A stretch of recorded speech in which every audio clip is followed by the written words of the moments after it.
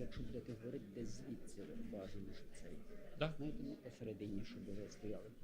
Камера звідси буде Все, брати боки. супер, супер. Тут стояти. Дивіться, модератор Всі учасники тут, да? Да, панелісти. Хорошо? Все, супер.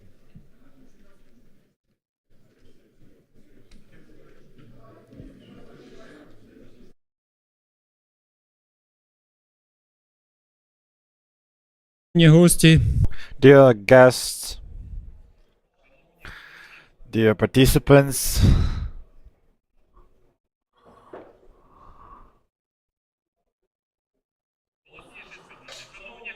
dear guests, I invite you to the hall.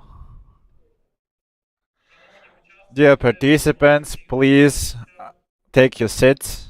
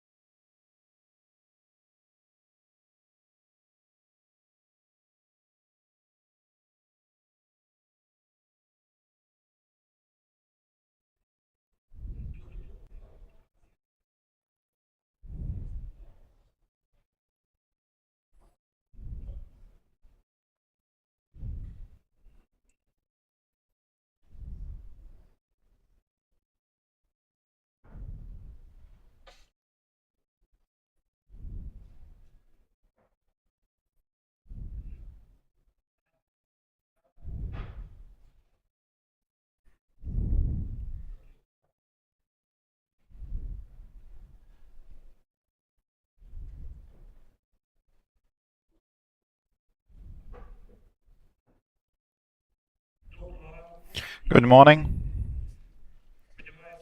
I hope everyone had a good rest, even those who are in the hotels that had burned.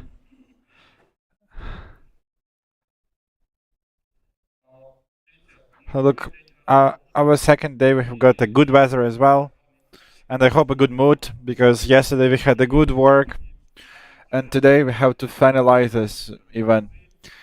I really like Lao Tzu, who said, be attentive in the end, the same you are attentive in the beginning of the road, and you will do what you planned. So we have got half a day today related to our work, and it is an extremely important panel where we talk about the future of Ukraine. And I really wanted to, together with the friends, together with the specialists, that we could talk about that.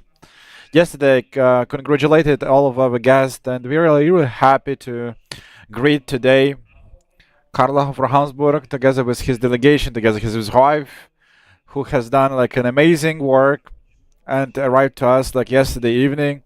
Dear Karl, Kristin, and all your team, greetings to you in Chernivtsi.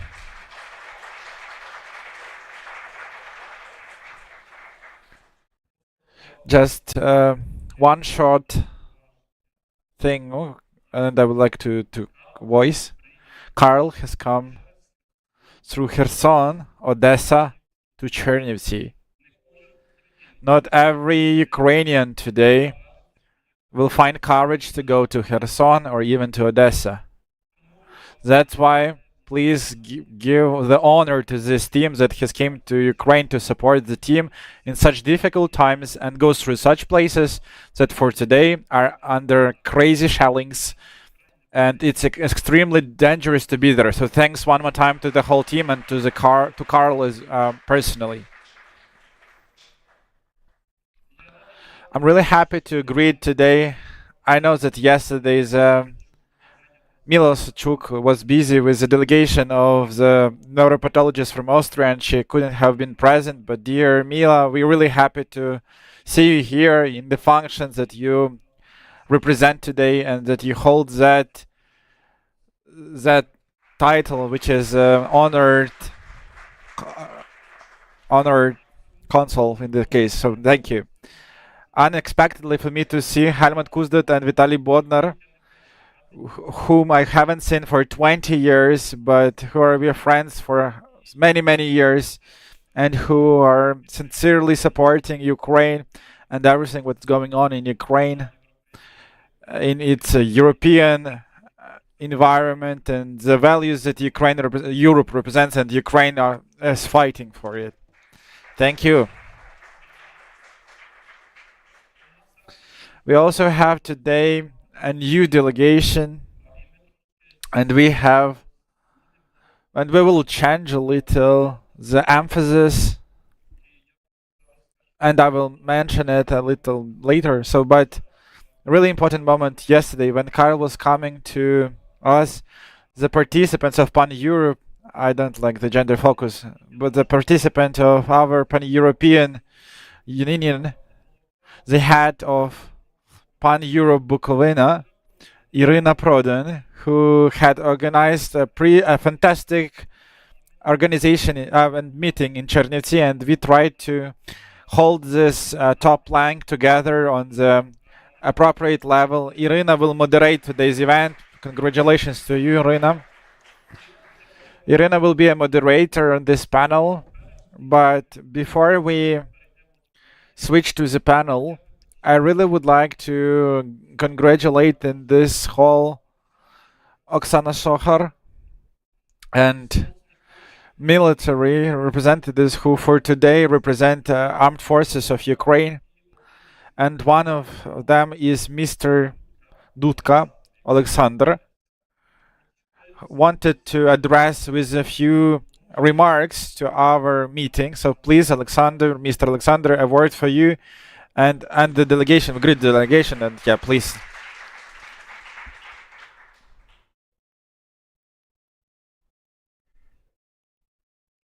Thank you. It's quite unusual for me to be in front of such high honored representatives. Unfortunately, yesterday we couldn't join the panel, which was closer to our understanding and to our spirit, what relates to the eastern borders of Europe and Ukraine in this delusion. For me, I really want to remind a quote of Otto von Habsburg, the father of our dear guest. He said, quite clever and deep quotation, the farther on east we're gonna move the borders of freedom, the better and the safer it'll be in the center of it. We really want that Europe, the whole Europe, understood that the eastern borders of Europe are now on the front line with Russian Empire, on the front line of its fight that Ukraine is consisting in, that Ukrainian militaries are fighting for. We're really thankful to the European for all the support, especially for the latest time when Europe, but maybe I will be not politically correct, but I would say from my soul, and I will be honest, the last time when Europe finally understood that it's enough to sit in the warm bus that seemed to Europe organized by the United States. The United States has shown only business, nothing personal. Do whatever you want and we don't care. And now, having the understanding who is the enemy, but this enemy is enemy for the democracy, for the freedom, for everything human. I don't want to call it the Russian Empire because this is a stolen name. I will call it the Moscovia. When we have such neighbor, but unfortunately, we must remind such moments, the borders with Moscovia goes not through the front line, but unfortunately they are inside the Europe, because just look how on the professional level how bad counter check factor we have in Europe, how many Russian immigrants so-called in the Europe, and all of this is not a paranoia by is the fifth colony of Russia, of the Moscow, and Europe must open the eyes wider and come to this not pragmatically but more like thoughtfully, more rough, I would say. That's everything what I wanted to say. I don't want to talk a lot, it's not our business, but thanks to dear guests, ladies and gentlemen, it's a pleasure for me to be present here. Thank you very much for the attention.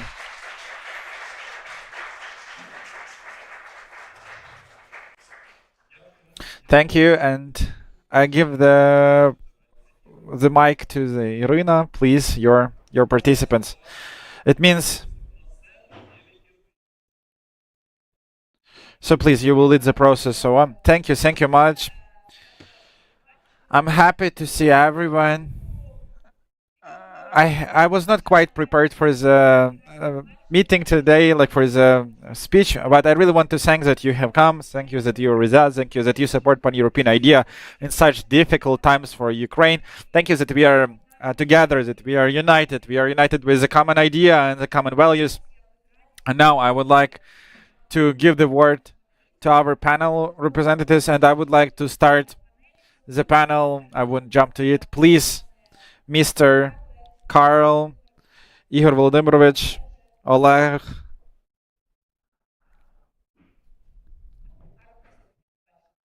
I don't know. Yeah, so please.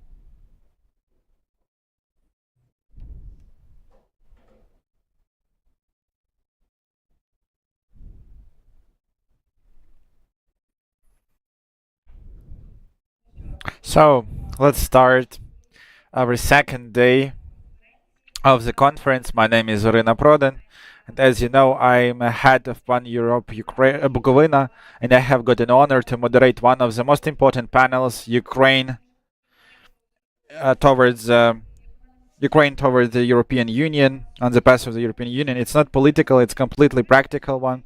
It relates to the specific solutions, reforms, agreements, strategic decisions that will decide the future of Ukraine and the whole Europe. Although Ukraine has become an official candidate to the participants of the United Union, and it even gone through the stage of screening of the European legislation, and I want to voice that Ukraine has gone through it the fastest as any other in comparison with any other countries and the candidates to the participants through the latest year. We have done that, and it means that we are not just moving towards Europe, but we are in the process of its practical creation altogether.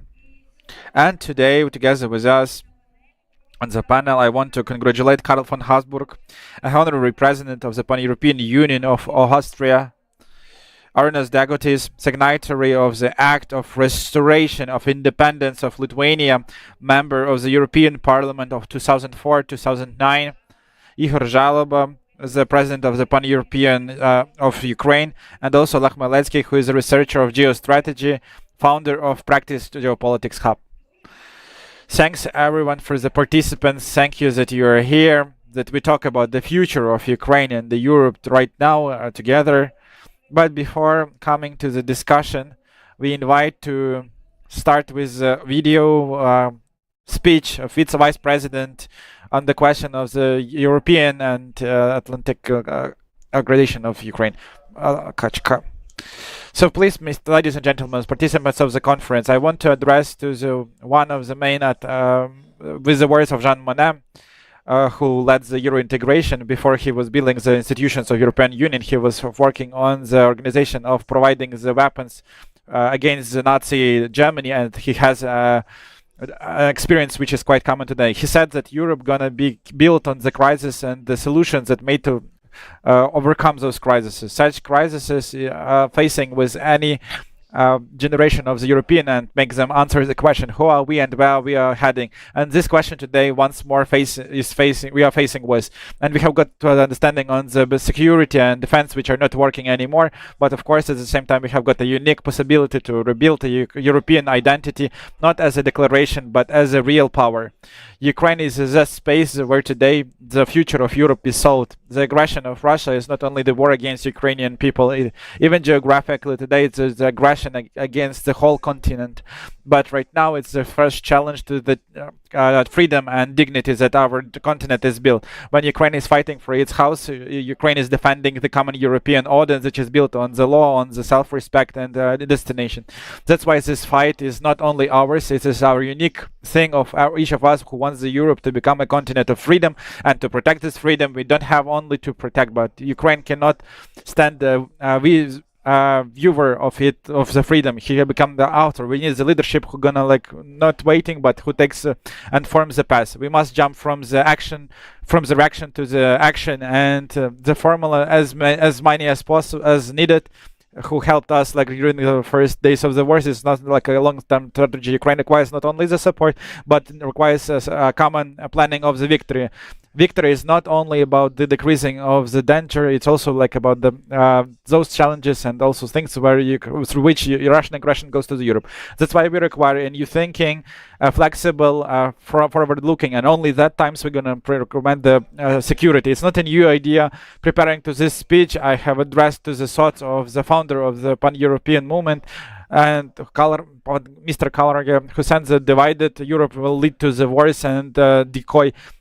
We need the unison and the power. He mentioned, Otto von Habsburg also mentioned that Europe won't be full without those nations who are fighting for the freedom on the east of the continent. Today the wars has become a real content. What was provision is our reality, and that's why we should see the process of entering of Europe to the European Union.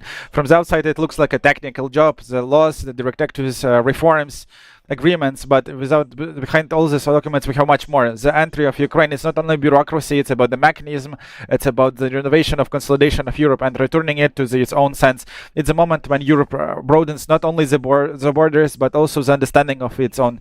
That's why moving through difficult legislative details, we must see the aim a new strong Europe when Ukraine will not enter sometime in the future, but right now we are sure that Europe is something common. Europe can act, Europe can plan and invest in its own security and development. This means that deeper integration, common technologies, improving the legislation. It doesn't have only the political or economical surrounding, but also the soul one. It started not from the institutions, but from the idea, believing that Europe is united not by the intent but with the desire of the people. This desire is Ukraine nowadays, and that's we will explain why Europe has united in the past. That's why its main symbol today, and our desire today not only to fight against the aggressor and win it, but also to reborn the Europe. If Ukraine loses, Europe loses, and the reborn of the Europe will also lose. We are responsible for the future, and after which we're gonna have a new powerful Europe, and Europe can now wait or act. So Ukraine has made an action. That's why we invite the whole Europe to make their own action to provide the power, unison, and dignity. So glory to Ukraine, glory to the united Europe that we build together. Thank you.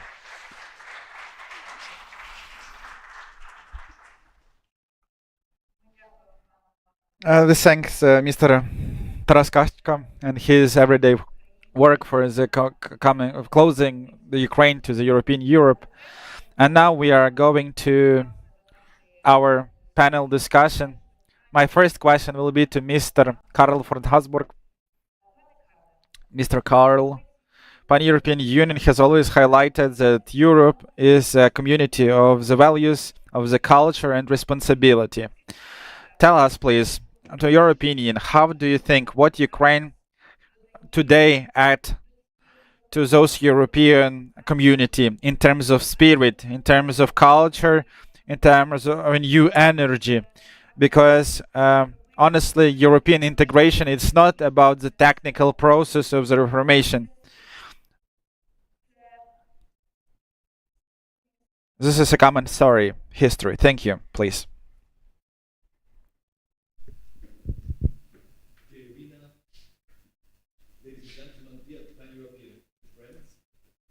I think it's below. It's in the bottom. It should be in This one? Sounds better. Good. Dear Irina, dear Pan-European friends, ladies and gentlemen, first of all, of course, thank you very, very much for organizing this incredible meeting here in this very historic building that is such a link to the question you were asking, because, of course, you were basically asking about European values and talking about European values, but also for inviting me to come here and speak. So let me just make a short reference to the introduction. We came yesterday from Odessa, and we participated in a conference which was about the future of the region of Kherson. What is the outlook for a region that is under such an incredible threat, that has been torn apart in the war? Some of it has been recuperated, decolonized, one can say, and is now in a process of building it up. And one thing that really impressed me tremendously in this conference was that everybody, the governor, the mayor of Kherson, everybody was speaking about the future. They were talking about the future of the society. They were not talking, yes, the war was of course a topic, but the main outlook was the future, was what infrastructure can we rebuild to be able to compete in the future? How can we kickstart the economy? How can we work on that? And I thought, you know, this is the right optimistic spirit, which is so great that you'll find it basically almost everywhere in Ukraine, that people are looking into the future of a free and independent and democratic Ukraine. That's very important. Irina, you were talking about the communalities that we're having in Europe. Basically what the fight is all about that we are seeing today. I mean, the fight that we see today is a war between ideologies. It's a war for values. It's a war against European value, by Russia against European values, and Ukraine defending the European values that we have achieved as a European society, together with some other countries, North Atlantic partners, some others, but that we have achieved over centuries, we can say. And that, I think, really comes to the heart of it. So many people are asking, what is the origin of the war? I mean, where is the source for that? The source is that, of course, Ukraine becoming a European state with European values is a huge threat for Russia, because it is the good, or in their perspective, negative example, what can happen if you adhere to those principles, if you follow these European lines. And that really leads me to the fact that I'm talking about the European Union. We should not forget that the European Union is the longest lasting peace project that we ever had, not only on this continent, but at least, as we know, basically worldwide. It's a peace project that was coming from a terrible war, leading into a system of integration of a continent with the idea to have peace. So if we are looking, and the topic today, of course, is the path to the European Union. If we are looking back, what was the creation of the European Union? The creation of the European Union was to create a space of security and safety. And to have this dimension of security, of common security, was of course very difficult directly after the Second World War, without having a country like Germany on board. Or Germany was basically the elephant in the porcelain shop in trying to create an immediate security structure. So the European Union took the way over the economy, that by saying basically, if we are working together under common principles, under common values within the continent, then that is something which inevitably will lead also to security for the entire region. So I was very glad when you mentioned in your words in the beginning that you said, you quoted my father by saying, the further the border of, let's say, freedom gets pushed to the east, the more secure the center becomes. We are the center. We are in the middle of the center, and we have to create the security in the area that we are really in. So I think the path to the European Union is an incredibly crucial, highly important path for Ukraine overall, to be part of that security system, to push that border of tyranny, to push that border of brutal oppression as far to the east as it's possible, to the legitimate borders of Ukraine. And of course, when I talk about the legitimate borders, I obviously mean all of Ukraine. I mean, let's not get even into the discussion about those people that are talking about swapping lands for anything else, because these people have not read history. And if they have read history, they have not understood it. That's completely clear. So we should even not engage in that type of debate. So I think it is of a crucial interest, not only for Ukraine, but for all of Europe, to have Ukraine in this European Union as a defender of our values, as there are democracy, rule of law, as there is market economy. There are so many aspects that really create the value base of this European Union. We want Ukraine to be part of it, because Europe will never be complete without Ukraine being part of it. Thank you.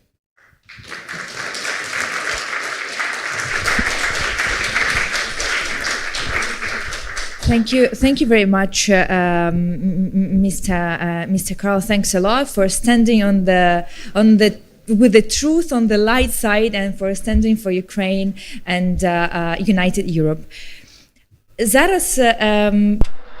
Now, before we're going to the second question, I understood I have missed one thing at the beginning.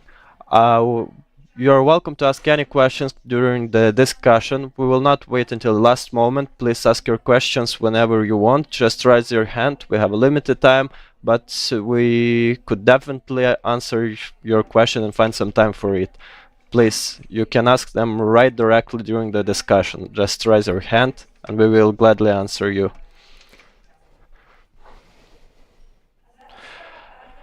And now, I'd like to move to the second question. This question will be to Mr. Arunas. So, you've been one of the signatories of the Act of Independence of Lithuania, Act of the Renewal of Independence. So Lithuania could renew its independence and choose a European path in a peaceful way, without a war. Ukraine today pays a critical price for it, pays lives for this. So my question is the following. From your point of view, what Lithuania has done different, and what Ukraine has missed and has not done to avoid the open conflict and a blood-shedding war, and paying lives for protecting the borders and sovereignty and everything we have to suffer today? What could be different? How do you think? Good morning, everyone. First of all, I would like to thank all of you inviting me to this conference, and this is my first step towards movement. I hope that our relationship will continue, and Lithuania will join, I think, your network. That's my task. That's why I want that's why I came here. Right, so it's not a question what Lithuania did differently. The situation is that there was a totally different situation. So the empire was very weak, and we just used an opportunity given by God. That's why I say it doesn't belong to us, because we just follow our destiny, which in that period of time was positive, and we've been very lucky. But that's why we have to understand that what we're dealing with is the Russian Empire. There are only two stages: either they're in the war or preparing for the war. So at that time they prepare for the war, but not ready to fight. That's why we do this window of opportunities. And another thing we have to understand, that Russia cannot stop. This kind of empire and the nation of empire should develop physically, otherwise they will die. It's totally different approach of the empires was used to be a long time ago. Instead of taking the advantage when you're taking territory, they using as a raw material. I mean, people, assets, and when they're using those materials, they're looking for another opportunity to extend the empire. That's why the Moscovia was quite small group of people.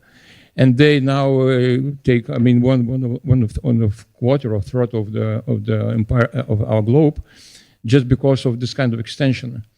And and the destiny of Putin is the same. He simply cannot stop now.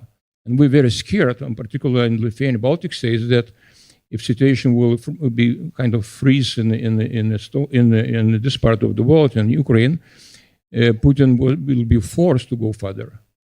Just that because, and we being on the edge, and small enough, would be a good piece of cake to try for Putin. And this is the biggest threat now for us. And now he's Putin feeding his people that they already in the war with NATO, that NATO was initiating the conflict. And I see how they're talking to the people, and it shows that he's preparing for the next step to justify his next move toward Baltic states. And we understand that I think that Europe need you more than you need Europe for this particular time when the war is. Whenever it will be over, of course, that will be another balance. But now we have to understand that without Ukraine, it's not a question of survival of the war. It's also very important because people don't think or don't believe this is a war. I said that the war started already a long time ago from Georgia, and then Crimea, and we always been called as naive, paranoid, and those from the Baltic states, and our leader Landsberg is particular, which is a very good friend of Otto von Habsburg, and I forgot to send the best regards from him to you, all of you, particularly to personally. He remembers and very well, and feel very big support in a long time ago. And so we have to do the same way now to Ukrainians, to explain that the war is every day, but the fire, I mean the hot places in Ukraine, but our society, mostly in the Western community, they're ignoring the information warfare, they're ignoring the hybrid warfare. The war itself changed rapidly and very differently now. And people living in the Western community, they just so relaxed, they enjoy, and they don't feel even how they slightly eaten by Kremlin, by the Kremlin stealing not just varies in Ukraine, but they're stealing the brain and hearts of Western community. People don't even feel, and Russians, by the way, they are probably the strongest in this regard. Since Dzerzhinsky, which is actually fortunately from Lithuania, he creates such a normal system that one of the biggest and most strongest department of NKVD and that OGPU was this propaganda and different kind of soft influence. And they achieved very much, and the best resources of NKVD was sending to this particular departments, and they achieve unbelievable results.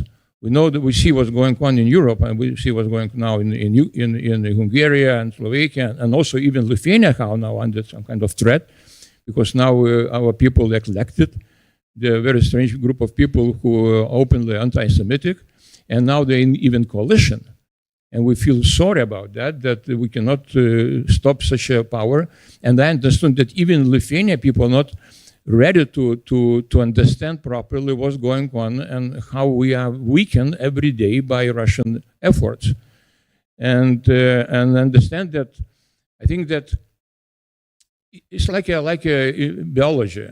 So if society have no challenges, it's like a body. If you're not training yourself, you're going weaken.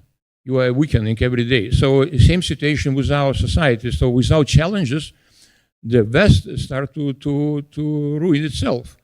And we see those situations and facing now. And I'm trying to convince that we need you more than, as I said already, than you need Europeans, particularly in this time, because the general support of Western community in this war is very symbolic. Can you imagine that all support to Ukraine in last year was 0.2% of GDP?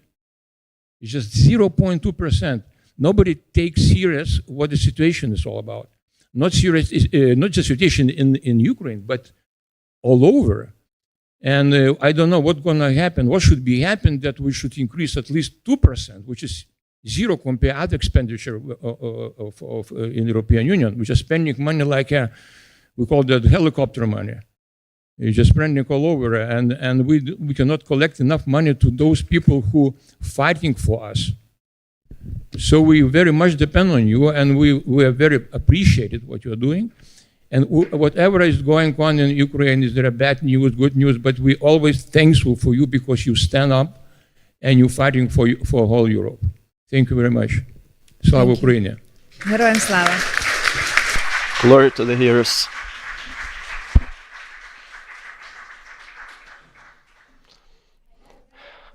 Time. I have a very, напевно, треба українською.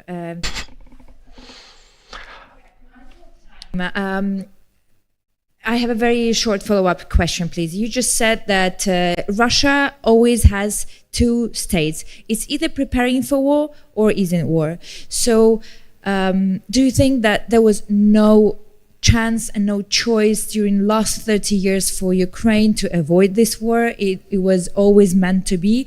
If we even take our defense strategy, right? If we had a much stronger army before, or if we started the integration process or our European path much earlier than it started. So do you believe that there was a chance that Ukraine could have in any way? It's a hot topic, I would say. It's a hot potato. People are still debating on this, but just to hear from you, what do you think?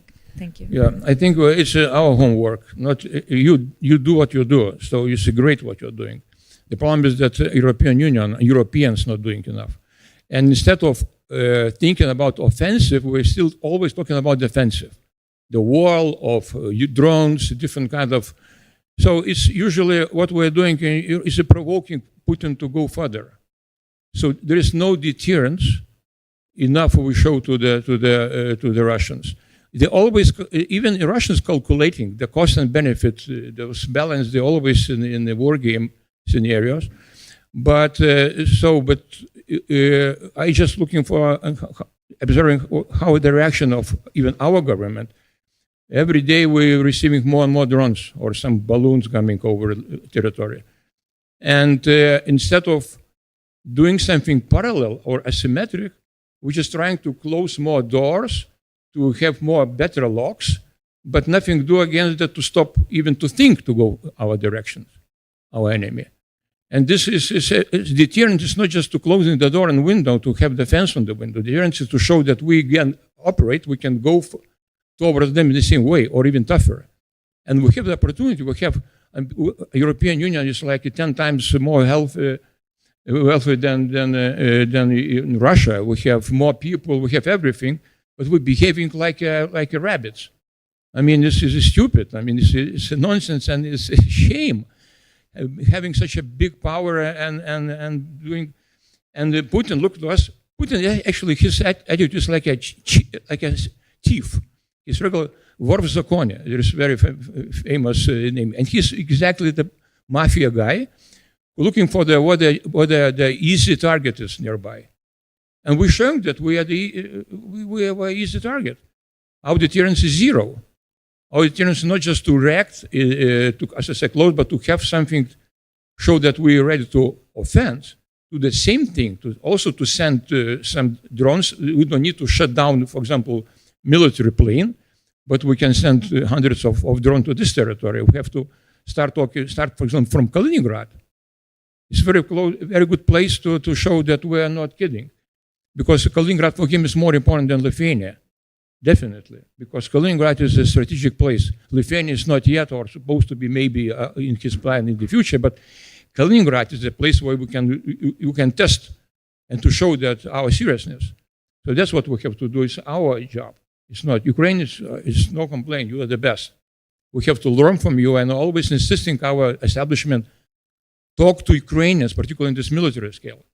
Talk to them and ask what to do and invite Ukrainians. We don't need to invite Americans. I mean, Americans, they are not bad, but sometimes we're inviting those people who never been in war. You have no idea what to do. And you end the war. And that's why we are the best, and we want you to come But I trying to, again, convince my military, those leaders, and that's my job because I'm in paramilitary organization. Myself, I joined back because in 1990, I was one who reestablished Lithuanian army. It was a short period of time, and then I went to politics, to business, back and forth. And 7 years ago, I joined, again, voluntary organization called Rifleman Union, because I understand and start to feel the threat to my country, which I spent my best time in my life. I succeeded, but I understood that I have to follow to protect my country and to show, again, sample to the rest of Europe what which should be done in order to protect our all democracy also.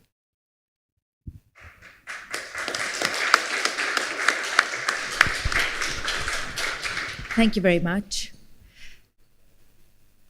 Будь ласка, Ігор Володимирович. So please, Igor Volodymyrovich. I can't withstand. I must give a comment and illustrate your words because you have spoken that the Americans and their experience. So a month ago, they told that they have done the first drop from the drone and they get prepared for 2 years for that. Vadim Felchenko, our commander of the unit, told how a guy from Estonia put a grenade on the drone and killed the enemy. This is how it's done in Ukraine. So thank you. Якраз у мене буде зараз. Thank you, Igor Volodymyrovich. I'll have a question to you, so don't put the microphone far. Regarding the pan-European movement. So the pan-European Union was wider than looking just at Europe. It always saw the pan-European community as a civilization space based on common values. So tell please, what is the role of the pan-European Union of Ukraine, and which role does it play in maintaining the true sense of the pan-European idea, and isn't it the right time to rethink what is being European? Thank you. Thank you for your question. Well, look, when in 2017 Karl has came to Ukraine in a diplomatic academy in February, we have presented the Pan-European Union of Ukraine. I saw two tasks that I must accomplish. The Pan-European movement must become a part of the global Pan-European movement, which is a political and beyond party movement for uniting Europe. And it must not be affected by oligarchs in Ukraine. And that's why I'm emphasizing that I am grateful to the foundation of Hanns Seidel for constant financial support, and to all our partners that allow us to be financially independent. And that means that we are independent in our thoughts and actions. That's the first thing. So the second thing is that I see the pan-European movement in Ukraine as a platform where we can seriously discuss all the challenges that we face as Ukrainians and Europeans. And I was speaking back in the time, and I keep saying now that I don't want to go into the European Union as I was going to the communist in my young years. That was just slogans without any analysis, without not knowing the situation, without understanding the changes in the world, and so on. And that's why, as an individual, I can say that it would be better if we would join the European Union much earlier, but as a historian, I understand that everything happens the way it should have happened, and I just analyze what has happened and why we are showing this power spirit today and the readiness to fight that those who are in the European Union are not doing, which Paneuroonas has called rabbits. because we have built Ukraine during this time. We were losers starting in the 24th of August in 1991. No one was betting on us. And on the 24th of February in 2022, they thought we will hold on for 3 days and they will capture Kiev. But I remember when we were in the trenches of Kiev, and I can't repeat what they said at the time, but they said something like, let them try to capture the Kiev in 3 days. And that's what Ukraine is holding on today. And that's the experience we have now. And no one except of us and Russians has that experience in military. They were learning from us and keep learning from us, but now we're chasing them, we're falling back. And that's why the core thing for me is not just becoming a part of the European space and union, but the question is more about which quality of that space is and which is the quality of us. And on the first place, we should consider our quality, because we are leading the Europe now, not the Europe us. That's the reality. And that's why Ukraine for me is a platform where new mechanisms and new institutions arise. We have a quite severe internal situation. We heard earlier about the Russian speaking in Europe. Do we have a few Russian speaking people in Ukraine that don't care about 4 years of war, and they will defend their right to speak Russian, and they will say that nothing is that clear in this situation? That's part of us, not only Europe. And no one is speaking here because everyone is preparing for elections now. So what do I lead to? Ukraine each day must become stronger. And that's why I keep repeating that pan-European movement of Ukraine must become a platform where the professionals that are not biased can discuss the problems we have in Ukraine and the European Union, and in cooperation, Ukraine and European Union and NATO, we will have power. Let's be honest. Without Europe, without those 0.2 GDP, it would be very tough for us. Let's be honest, it's true. And they would suffer without us too in the future. That's why we must consider the approach and consider the cooperation, because I was getting ready for something else, but I will read something to you right now which I've just opened. So I have a comrade. We were fighting since the 25th of February in 2022. He's an analyst and communication specialist. He has a huge blog on the internet, and one of recent his posts was the following. He was quoting Russians. The Ukrainian fighting Delta system has become primary in NATO studies. Delta, which our programmers and engineers have developed, is unique and fantastic, and no one in the world has it except of us. And that's what he's quoting next. So NATO is entering Ukraine gradually, not Ukraine to NATO. Yes, it's true. We have the experience any officer in NATO and soldier in NATO has, and that's true. Because of that experience and this initiative of spirit, we have Delta, we have Kropyva, we have Veja, and I'm only speaking only of software that we have to help artillery fighters and other soldiers.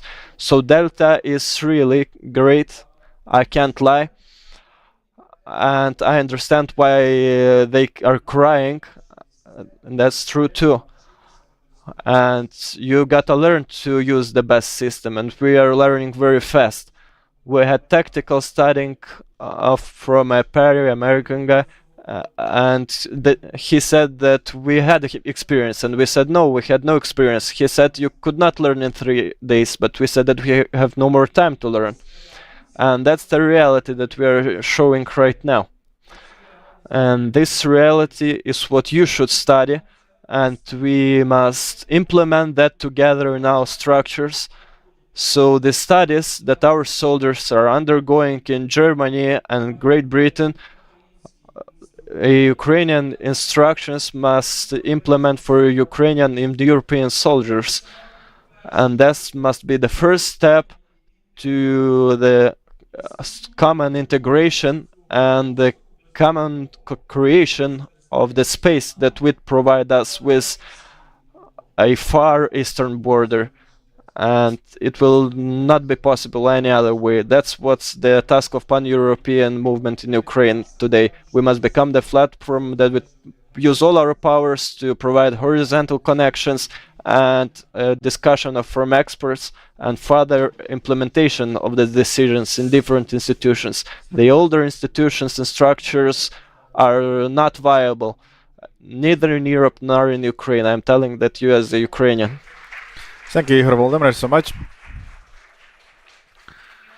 I'm really thankful for your speech, and I really thank you for raising the topic, as Karl in the beginning, on the security space, of the role of Ukraine, how strong we are, how much did we grow, and how powerful we are, and there is no any other like us in the world in total, I think. That's why it jumps me the question to Mr. Oleg on the security space. These are the questions that are probably not so directly related to Ukraine as it is related to European safety, that part of which we are. In the context of the current geostrategy, how the logic of the security of Ukraine and safety of Ukraine changes. For example, in the USA, we have heard lots of speeches that the US will leave NATO, will decrease the funding, any forms of possible mocking and etc. So lots of, for a long time, the Europeans and the other world, they understand that the safety system built by Europe after the World War II is not as powerful and depends a lot on the United States of America. Can you please tell us if the US, let's say, will withdraw, are you ready, or how do you see the Europe to take the full responsibility for its safety? What could be done, and what role will Ukraine play? Thank you. Thank you for such important question, and I will start the answer on it from a little farther from away, because the colleagues have mentioned really important things, and I think we have to understand that Ukraine is Europe. There is no debate, demo fights. We don't say Ukraine do this and Europe does that. Ukraine is Europe de facto. The Euro, we are not the participants of the European Union or NATO, but basically we are NATO, and when we talk what Europe does or does not, we all must check through the prism of that we are part of it. And as a part of the answer to your question, I have a completion to the words of Mr. Igor that Russia, it's better to say Moscovia as it was mentioned previously, because we understand this is imperialistic power and colonial empire in Europe. And we just take our experience, our flexibility, our mobility, our answer to the technological change of the battlefield. They make it in a bigger scales. In comparison, despite the Ukraine, unfortunately, in Moscovia, thanks to their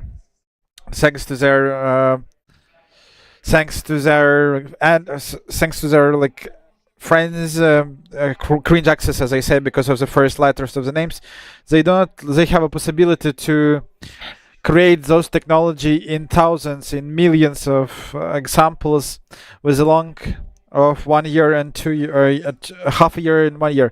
We do it first, we do everything first, but can make it in bigger scales, and that's why they have an advantage.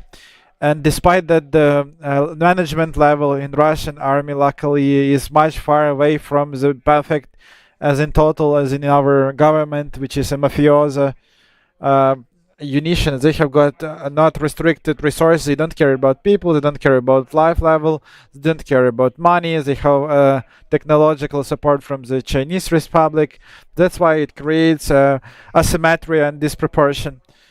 And thanks to this, because of this, I will jump to our Lithuanian words of our Lithuanian friends. They are ready and they are preparing for the next war for the spreading this war not only in Ukraine but also to attack the Baltic countries. So in my opinion, they don't require to freeze the war in Ukraine. They are ready just to open the second front line and during the active phase in Ukraine even. And it seems to me that we have to understand, and partially it is related to the position of the United States, that Ukrainian fake duration, as it was mentioned previously by Mr. Yaroslav, and for their representatives, including the Chinese Republic, in the closest 1 or 2 years, there is a window of possibilities.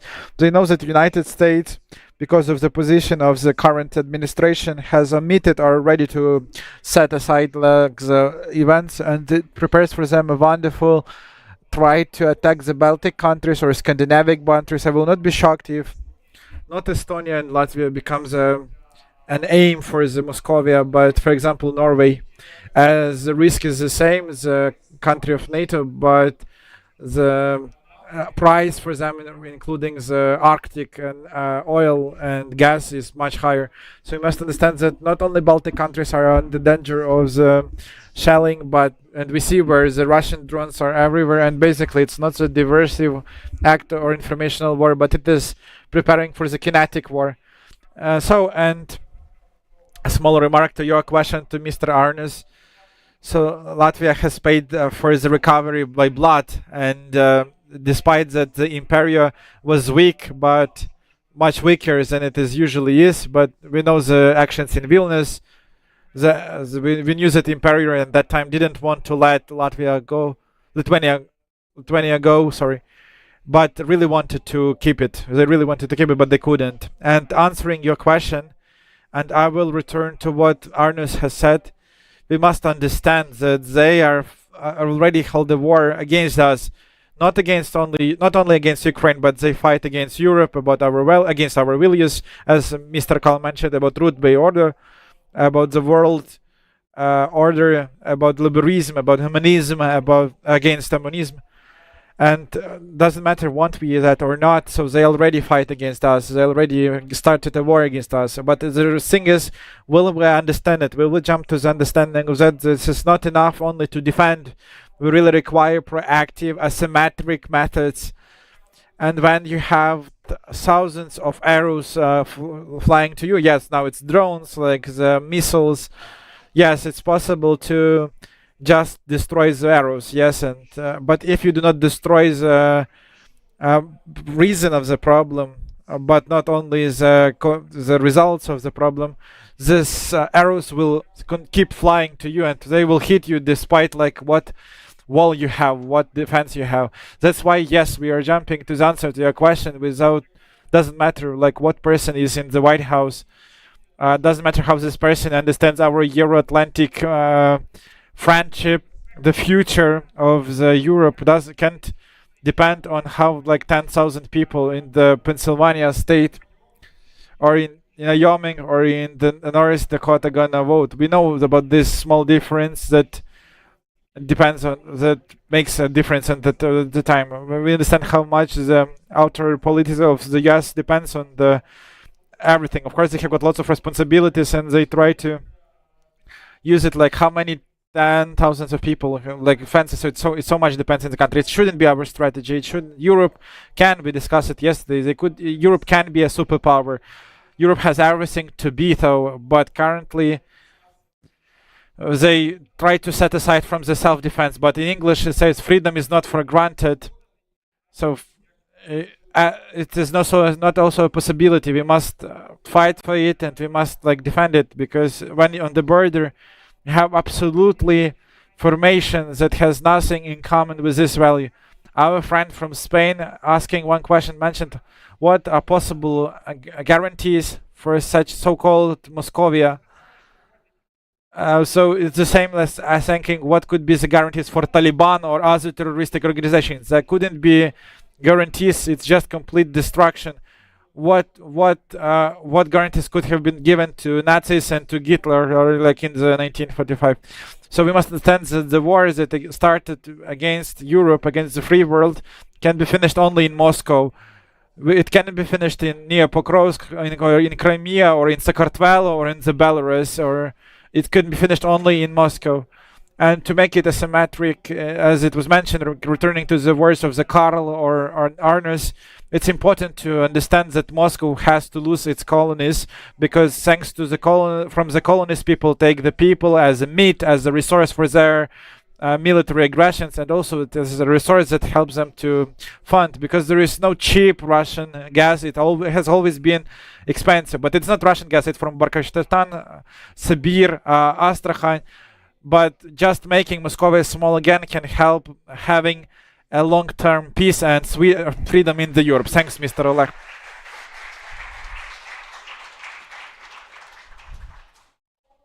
Thanks, Mr. Oleg. I completely agree with you. Ukraine has to have its own strategy, its own sphere. It doesn't matter who sits in the White House or how many thousands in Wyoming in the US gonna vote, but I completely agree with you. But I must mention this phrase, maybe not in Ukrainian, but we must be ready to understand, because as I mentioned, we must be ready for anything. As you mentioned, the guarantees for Moscow. Yes, what guarantees can Moscow have? But you mentioned the ISIS and Taliban. We must remember that the president of Syria, current president of Syria, Mr. Ashir Jalani, 5 years ago, he's been imprisoned in Canada, and the US Americans gave him $10 million of payment for it. But now both Europe and the USA have a good reforms with him and support his reform in Syria. That's why probably we should, as you say, we should have our own line, our own strategy of independence. Yes, of course, we should be flexible and we should be utilitarian. Everything that could help get a victory and could allow the Europe be successful and blessed, it has sense. But of course, we understand that what people are there in the territory of Moscow and in their colonies, this is unfortunately to be the people who like Karl Popper and Immanuel Kant. It's going to be something that like Prigozhin, yes, but let there be 20 such people and who'll have less danger for us. Even if they're not liberal or democratic, but at least they could create the less danger because of their amount and their size. It will be a winning strategy both for Ukraine and to our American friends. We must divide it, that America is not only the president and not only 47th administration, it's our big friend, and despite the situation right now, we must understand this is a strategic ally of the free Europe, of course. Yes, thank you much. Yes, Mr. Kaur, please.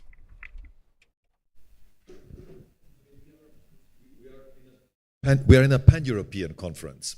And I think one of the most important roles that the pan-European organization should have in all of Europe is actually that we speak words with the same meaning. So, I mean, of course, we are not mincing words in here. That's a very good thing, and I'm very glad when I'm listening to you, Oleg, that, of course, you're incredibly clear in what you say, like is everybody else. But I just think it is so important that we are absolutely clear about certain words. We have been talking about, the future, and everybody is talking about peace or victory or defeat. And so few people, especially in Europe on the political level, are willing to define what does defeat or what does victory actually mean. And I just think it's so important that we as pan-Europeans are completely clear that, of course, when you look at what does victory mean for Ukraine, it is, of course, the establishment of its sovereign territory. And we talk about the entire territory completely obviously. And secondly, we talk about reparations, because, of course, there is a complete clear aggressor in Muscovy, and there is a clear victim in Ukraine, so reparations have to be paid. And it's a normal process of reparations being paid. And I always point out to the year 2010, when Germany paid its last reparation for the World War, and that was not the Second World War, but the First World War. So it is a normal process that exists. And of course, the third element of victory would be, and that I think is probably the most important one long-term, is regime change in Moscow. And that's something we should demand for. There is a complete criminal regime in Moscow, and I think it's the most normal thing, and we should not mince words there and try to find diplomatic ways out in arguing that we want a regime change, because, of course, we all would love to work together with a democratic, independent, rich Russia in the future. Of course, that's what we would all love to see. but not under a criminal regime that has turned the country into a big gas station. That's just not possible. There are, of course, certain other words where I think also we should be clear. And I'm sorry if I'm mentioning this, but it always kind of cringes me when I hear that. This is when the politicians talk like, we are supporting Ukraine as long as it takes. That's the most stupid remark I can hear all the time, because without the definition, what it means as long as it takes, meaning the definition of what would be victory or what would be defeat, this remark is absolutely stupid. And since I'm kind of trying to clear up the words here, which is important, the third element that kind of also angers me no ends is always this nonsense which you hear in the West, you never hear it here, is of course the argument, yes, but they are partly Russian speakers. And that's something that angers me so much, and it particularly angers me as the person that I am, because yes, my native language is German. I am culturally German, and I am ethnically German, but I am decidedly not German. I am Austrian, for Christ's sake. So, I mean, I think this is very important to point out. So, yes, of course, you have Ukrainians of Russian native language. So what? They are Ukrainians. All my collaborators in the media in Kiev, they all come from Lugansk. They're all native Russian speakers, and they are as Ukrainian as it gets, and they are not Russian. So I always think it's very important to say that, and I really see an important role in Pan-Europe to do this in the future. Sorry for extending it.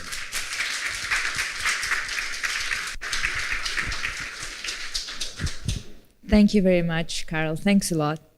And now my question will be addressed to all of you, to all speakers. We've been talking more about like the outer challenges or outer part right now, but my next question will be related to the inner questions inside the country about how Ukraine currently is facing with the condition of war. And my question is how we fighting, because by blood as a freedom on the front line, at the same time we could keep the balance and keep the democracy in Ukraine. All the challenges, Ukraine is united. Everyone in Ukraine is united, together with Europe. But the question is, how can we keep the democracy or the freedom of word? There are so many challenges which are fought inside the country, and how that Ukraine holds what Ukraine is fighting for, how to keep the balance. I want to give the sample before I give the word to the speakers. I want to give example. For example, this week Parliament has made a decision which decides that the local government that were selected in 2020 will continue their responsibilities till the moment of the new councils. But if despite the wars, election into the local councils should have been taken place in October of this year. This decision was agreed by Parliament because of the military law, during which the law prohibits the election. This decision was taken by Verkhovna Rada by the constitutional amount. There were around 300 people's deputy who agreed this initiative. But Ukraine is an elective democracy. Without elections, what kind of democracy can we talk about, or what European values can we discuss? But this decision was forced. How in such conditions it is possible to keep the democratic principles and the trust from the community, trust from the Europeans, how to keep this balance? I think this question is both for the European speakers and for the international speakers. If possible, try to be short, but please give the answer on it. But so maybe let's start. Oh, whoever wants, maybe could be on volunteer, and maybe Mr. Aaron, maybe you could start.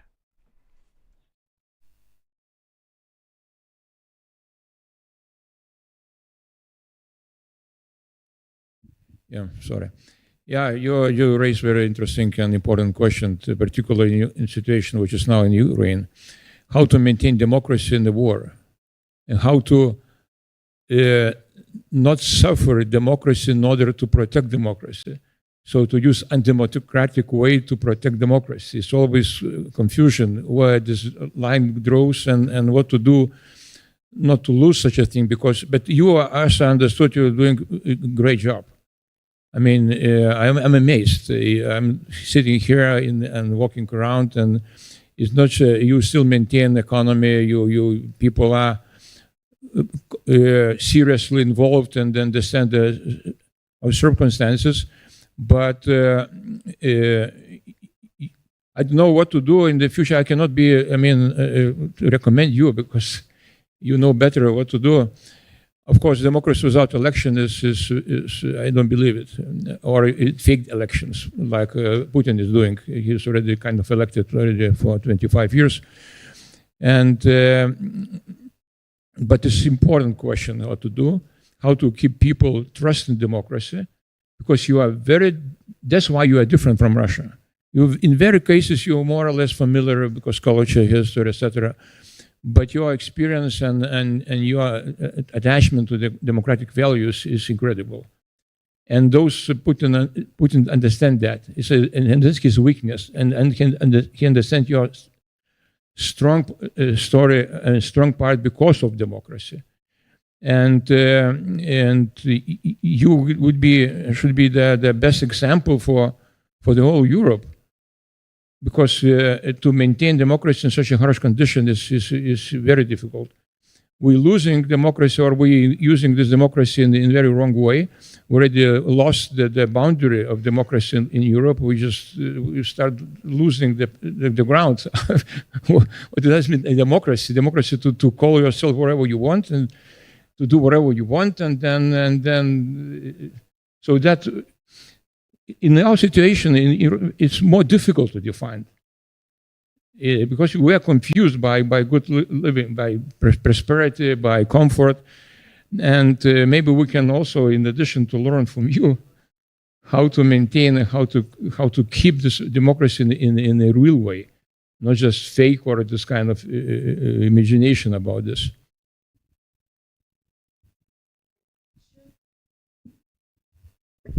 Thank you very much for your answer. I don't know, shall we start with Karl or... Yes, great.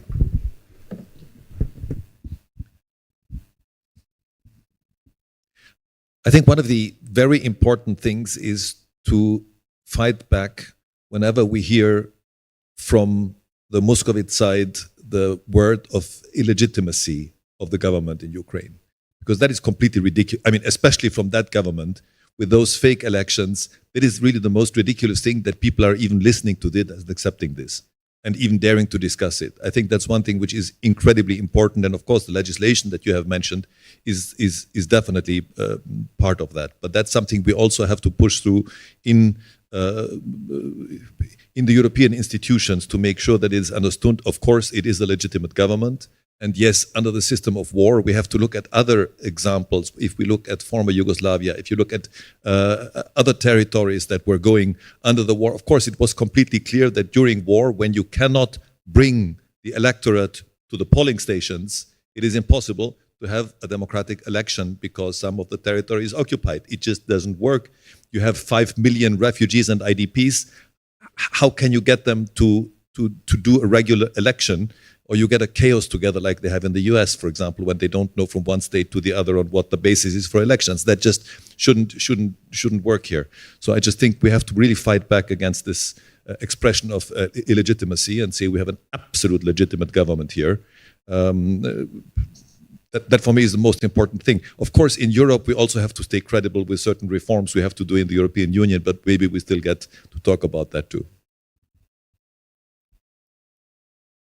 Thank you very much, Karl. Thanks a lot. I think that you're. I think the same. That how can we talk, or I think that it's difficult to find the way for voting for elections with IDPs, but it's also one of the topics that Ukraine society needs to think, maybe with the help and support of European partners, because even if war ends tomorrow and there is a time for elections, we will still have IDPs and we will still have refugees and also people who are serving their military with a military service not at the place of their permanent residence. So this is the topic, the next hot potato, I think. Thank you very much. Олеже, будь ласка, скажіть нам, що ви думаєте про Своїми думками. It's clearly. So, It's clearly hard. So I'm trying to study. I'm interested in literature and their examples and how other countries have passed through such circumstances. And as a reference, I've studied the experience of Sweden during the World War II. So, Sweden has not experienced kinetic work, even though it was under pressure. Astrid Lindgren has written her memoirs, and they're wonderful. It's about her life between 32 and 35. So Ukraine, which is 12 years in the war, before that war, Ukraine has a complicated revolution, which has taken lives of a lot of people. We are a more open community than Sweden, that has not participated in World War II. So Ukraine is not Europe. Ukraine is the Ukrainian people, the people that share the European values, the values of freedom. And it doesn't matter how some particular governors trying to break our will, regardless they're in Rostov or under Moscow, we know where they are. And Ukrainians will not allow anyone to break our values and rule us. We must understand that this process is dynamic. And except of an election democracy, there are many elements that can be maintained even in times of fight. So regarding the elections in Ukraine, this is a hot topic, and considering some election aspects, the most relevant one is electing the parliament members, because Ukraine is a parliamentary republic. And the subjectivity of the parliament is the most topical question. And this question must be utilitarian, and it must explain whether it will help Ukraine stand and win the war, or whether it will bring more benefits or more disadvantages. And if it brings more disadvantages, then we must not follow this path. Because we must only consider how we can achieve our win and how much time we need for that. Russians are killing hundreds of people in Ukraine, and we will just stand up physically, regardless of all the bravery and honor of Ukrainian defenders. So we must understand that we must end this imperialistic power as soon as we can. And if election will help, then we must do. If it will not, then we shall not do that. Thank you a lot, Mr. Oleg. Thank you, Rena. So regarding this question, we understand that we are not feeling that we are in a state of war. So Ukraine, on the 4th year of its fight, are putting some private interests above everything. I was speaking yesterday about whether we feel the impact of war in Chernivtsi. I am emphasizing it. I do not want you to feel the war like my student from Pokrovsk are feeling, or like our people in Pavlograd are feeling it. I'm speaking that the whole nation must be mobilized and help with the needs of war, like the United States of America were mobilized since the 41 to 45, and no one was speaking of elections. They were all working for a victory, and they were working from the early morning to the night. No one in Britain was speaking of elections before the capitulation of Germany. Until Germany capitulated, I emphasize, until Germany capitulated.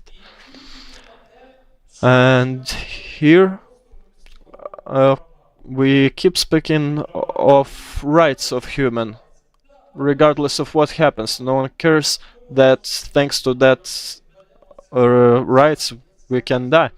But from the history of ancient Greece, which has become a colony of Rome, because they could not deny it's part of their tradition, they have not adapted to their reality, and that's why they vanished. Forget about ancient Greece. And I'm honored that Nora Roosevelt signed the Declaration of Human Rights, but Bogdan Havrileshin has written the Declaration of Human Obligations. How often do people speak about obligation of human and a citizen in Ukraine? Are you saying that Ukraine is united? No, it was in February and in March united. Is Ukraine united now? It's a big question. Do we have a mobilization now? We have not made a mobilization until today.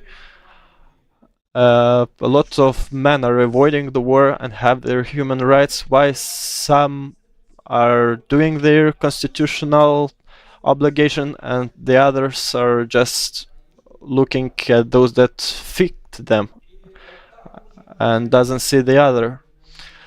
So maybe it's not too correct. Maybe Karl was right about Russian language and Russian in Ukraine. I know that a lot of people that speak Russian and they are bigger patriots than a part of people that speak Ukrainian in embroidered shirts and so on, but they are avoiding doing their obligation and duties.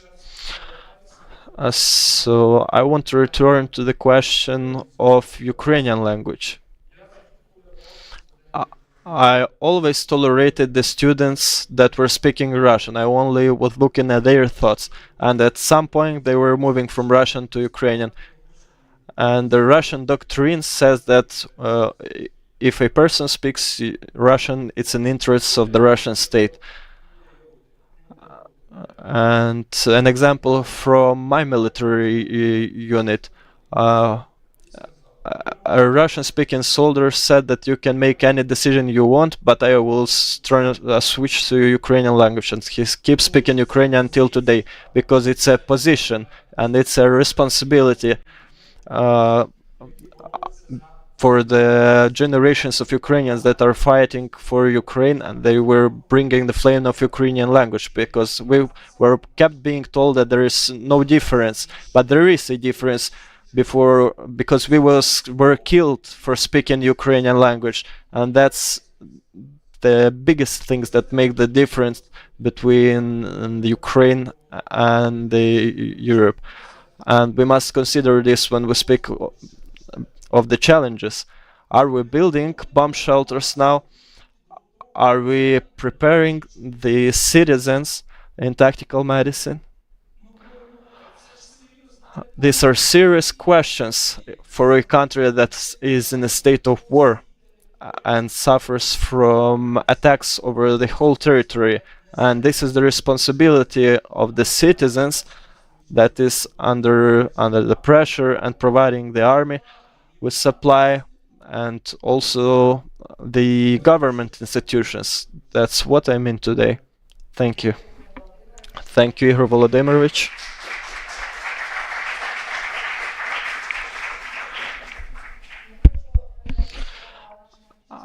I want to give the floor to our honored guest, Mr. Yaroslav Yurcheshin. Thank you for this beautiful opportunity to speak about critical things. I will share my thoughts as a member of parliament. If our decisions wouldn't be legitimate, we wouldn't make them.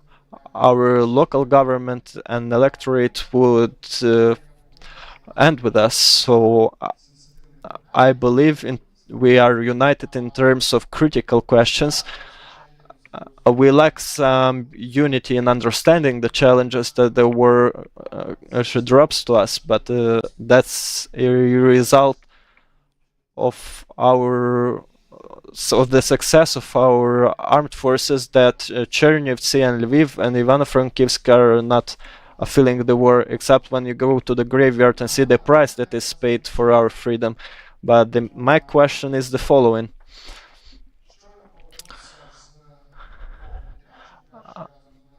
I have had meetings in the Nordic countries, and then I was on a summit in Spain, and we are asking everywhere to give us more military help and are explaining that this is the World War III and it's existential, even though they might not feel it, but dictatorships are using hybrid methods in all the countries all over the world.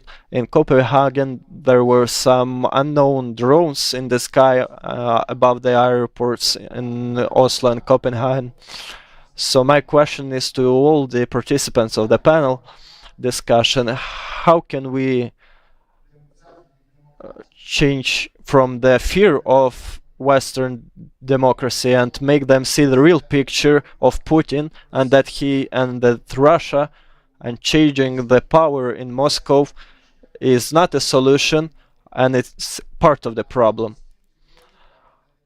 Because a big dictatorship with a lot of resources means continuation of war.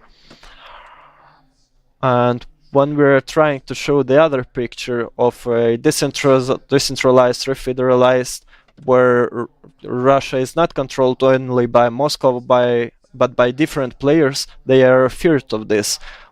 Oleg was speaking of 20 Prigozhins, and that's the nightmare of all European leaders, because it's easier for them to make a deal with one maniac than with 20 unknown maniacs. So my question is to the pan-European movement primarily: how can we explain the proper and really decent thesis of your father, Mr. Habsburg, that democracy is a consistent process, and if it does not expand, then it's shrinking? So we see now in Europe that they're speaking of shrinking democracy, but no solutions of how to stop it. So how can show we an alternative picture and change their paradigm and make them give as much help so we can stand and win and change the situation in our region? Thank you.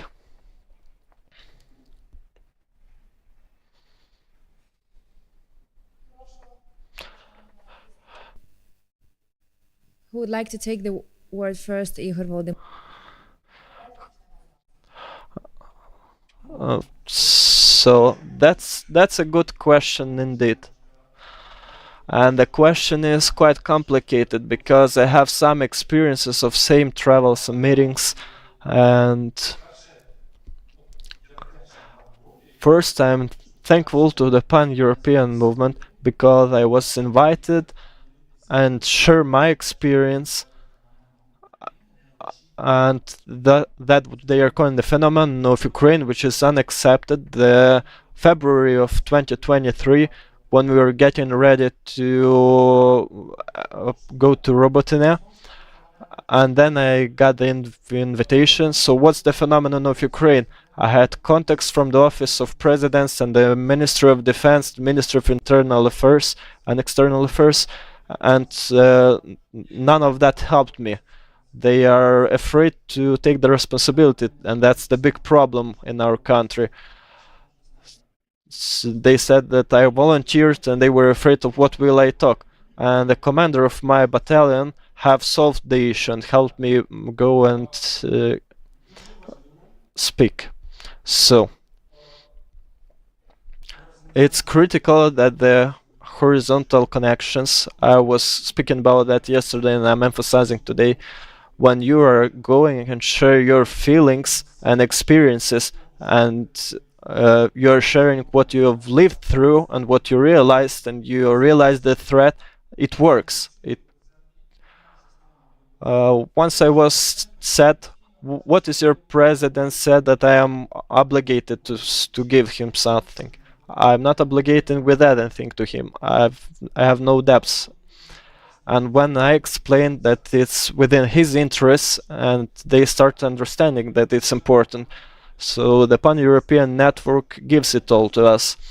And then I was invited to bring more attention of the society of German and make them more supportive in regards of Ukraine.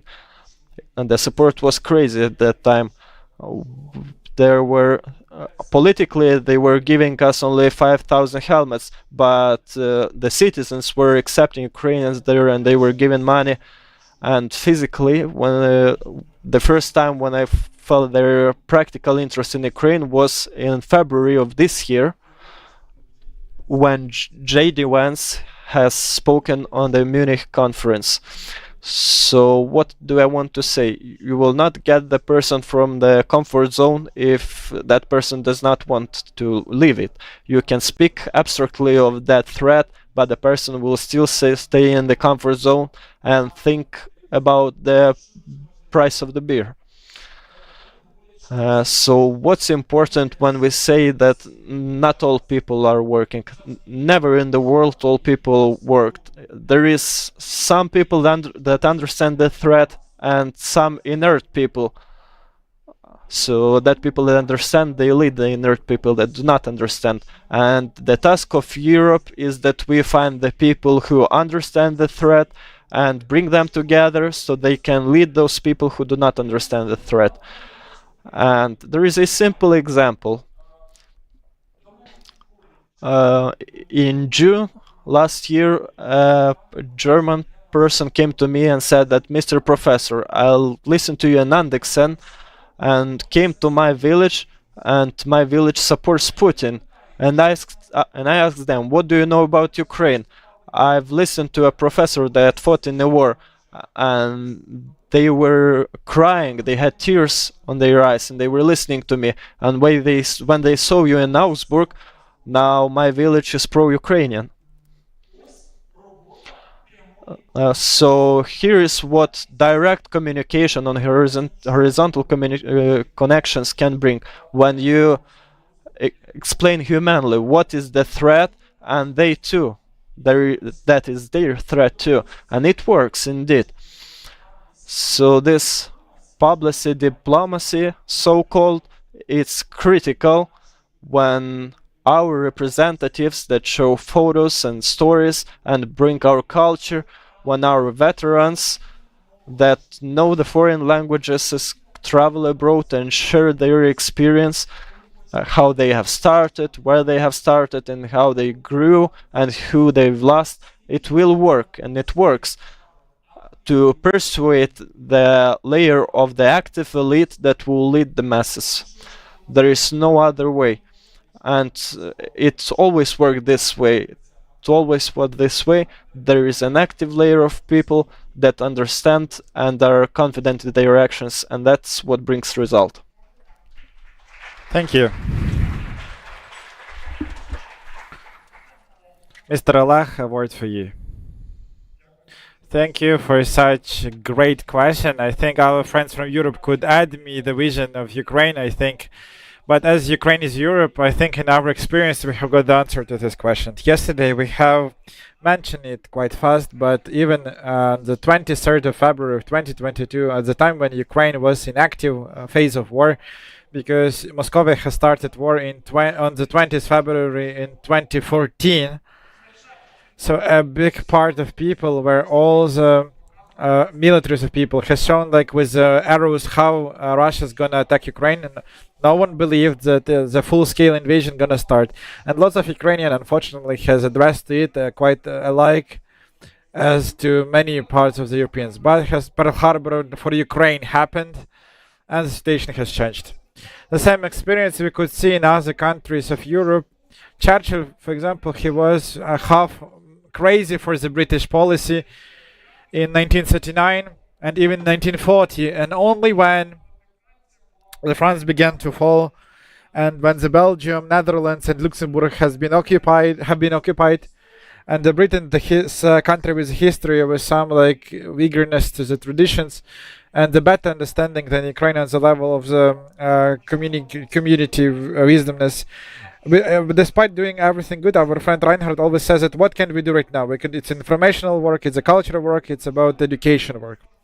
Unfortunately, in my opinion, we can't preventively stop it because people are people and they try to omit the understanding of that the bad things gonna happen and that you should be prepared for them. But currently we can do so that when this big European Pearl Harbor happens with the attack of Moscovia to the NATO countries, and possibly at the same time the attack of Chinese Republic on Taiwan, so that our European friends could become in a difficult situation when they will have to, as I understand, to start, because America is first and we can't fight with two nuclear countries. So for that moment that we could be ready, whether we have an action plan, and every country could have people, churches in Latvia, Lithuania, in Austria, in Germany and France, that could take the management in their hands and could know what to do. So that they can understand that the territory of Kaliningrad region, so could just basically Königsberg, which is better name for it, but doesn't matter if some tank or some drone crosses the territory of Lithuania, they're gonna be the drones from Lithuania. If Moscow sends their tank to Estonia, so there should be the tank sent to Petersburg, to Karelia, and from Finland to Karelia. Doesn't matter if they have 20 Prigozhins, but the general risk of management, the category, 20 Prigozhins are better than one with nuclear weapon who controls all the situation. How can we explain to our European friends seeking for the churches in our countries? It is the experience of the Soviet Union. Until 1991 in Europe, in the USA, they thought that it's better to have one phone of Hansak in the General Secretary in the Moscow. Why do they have to have 20 phones in Kiev, in Kishinev, in Kazakhstan, Astana? Did Europe win from having not one country from, despite having the leaders who are not like democratic people in some countries, Nazarbayev, for example, Aliyev, yes, they are quite red management, but it has decreased risks, and the Europe, the free world, has won from it. That's why we should take this reality. We should think about the risk management and the huge Russia, huge problems, small Russia, smaller problems. This is the fact that we have to take it in the examples of the demounting of the Soviet Union, and we should really have this plan, the action plan, till the moment when unfortunately we cannot face it, but we do our best, when they're gonna attack the other countries of Europe as well. So we should really think of that. Thank you very much.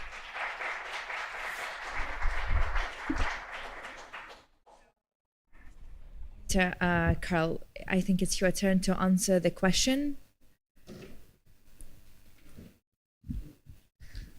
I will try and make it very short, because I mean a lot of things have been said which I think are incredibly important.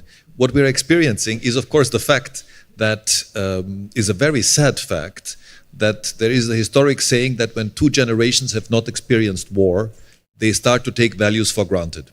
And that's exactly what we are kind of experiencing here, that values are taken for granted and people are not in the mood, are not in the mindset that they're willing to defend those value systems that we have developed as the outcome of our civilization. So I think that's very important. But that should also lead us in Europe to certain conclusions, which I think is incredibly important. And that is kind of creating the structures that are allowing a mindset that we have to defend our values also in practice. And that's also, I think, one of the roles that the pan-European movement has to do, is all the time reminding the European Union to get of course, a Ministry of Foreign Affairs. We need a common foreign affairs of the European Union, and there will always be one or two countries, and I'm generous enough not to mention those countries currently, that will probably be fallout of this general opinion of what Europe should do. And of course, what we also need is a Ministry of Defense. We don't have to go American and call it Ministry of War. I think defense is perfectly clear, because we are defending our value systems here, and that's something we should defend, and we should not necessarily go in war against as other people do. So creating at least these two institutions as working institutions for a functioning structure of the European Union is of absolute crucial importance. And I think mentioning this all the time, that it's all, I mean, we all appreciate Ms. Kallas when she takes a very good stand. But if we had a Minister of Foreign Affairs, that would be a complete different league in which the European Union could actually be playing. So there would be then the one telephone number to call if it's necessary. Thank you very much. Thanks.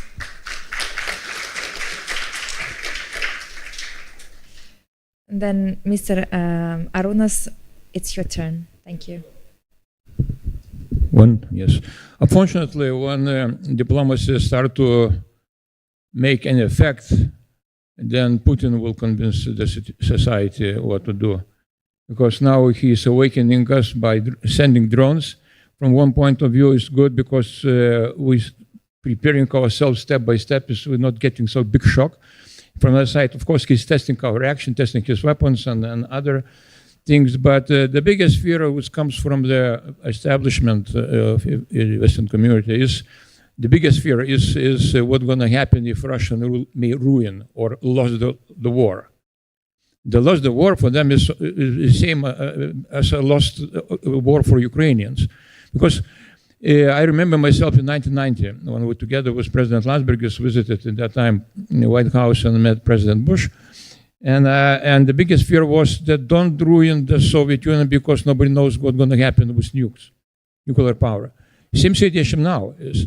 But I always we're trying to convince also in different ways, diplomatic and non-diplomatic, that, okay, just let's imagine that what's going to happen if Russia will collapse. Of course, it will be a dangerous situation. But what may happen if he will not dismelting? We know exactly what's going to happen if Russia will maintain the same way. Which is worse, which is less.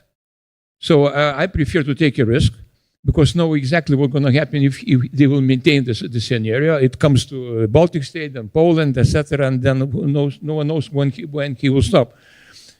And then if situation will be different and we start to take a risk and responsibility somehow to control of ruining Russia as an empire, will be some chance. But I believe myself that I'm myself involved in this information warfare in Lithuania. So we know the stages of this preparation. In the beginning, this awareness. People are warned is situation, then understanding where those narratives is fighting to each other. But most of those are going either to the fear. If there is fear, the people are ignoring reality, just don't want to even to think about that, or just giving up. Territories, people, sources just to stop. Maybe sometimes Putin will be fed up and he will stop. That's the biggest mistake, but that's how most of the people are thinking. And I prefer to take a risk and to see, because I don't believe that maintaining or trying to change Russia in the better way, it will not work. It's already happened many times. We have to change as Oleg said, the causes of the situation, not symptoms. And I believe that only total defeat and situation when Ukraine is the only tool and it's the only help us to change the situation in Europe by ruining Russian Empire. That's why in our European parliamentarian resolution was mentioned that the only condition for Russia, not just Europe, for Russia to continue in democratic ways is disintegration. I mean, the imperialization. We call that decolonization. And I strongly believe in this. How to make it, in which way, that's already called democracy, diplomacy, other things must be involved, but we have to go toward that to destroy this empire.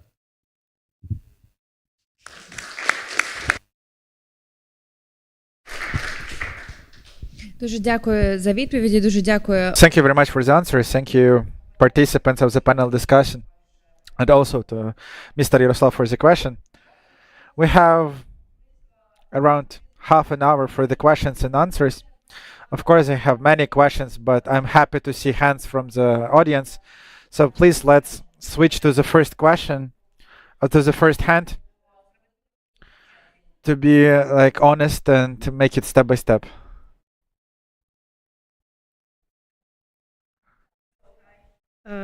Just like a few of us here traveled from Austria to here to Chernivtsi. It's a very nice city. And I actually have one question to Karl von Habsburg. You said you are Austrian, you feel yourself as Austrian. We at home, we know what discussions we have in the country. Neutrality, right? How do you see Austria as a neutral country in the pan-European understanding? What can Austria do as a neutral country to help to, maybe create some grounds for discussions, maybe create security guarantees? I don't know. We have all these international organizations there, many of them, hundreds of people, I don't know, thousands probably, UN, OSCE, everything is in Vienna. Switzerland is also a neutral country, but it feels different. Their standpoint feels different to me as a Ukrainian who lives in Vienna for many, many years. Thank you.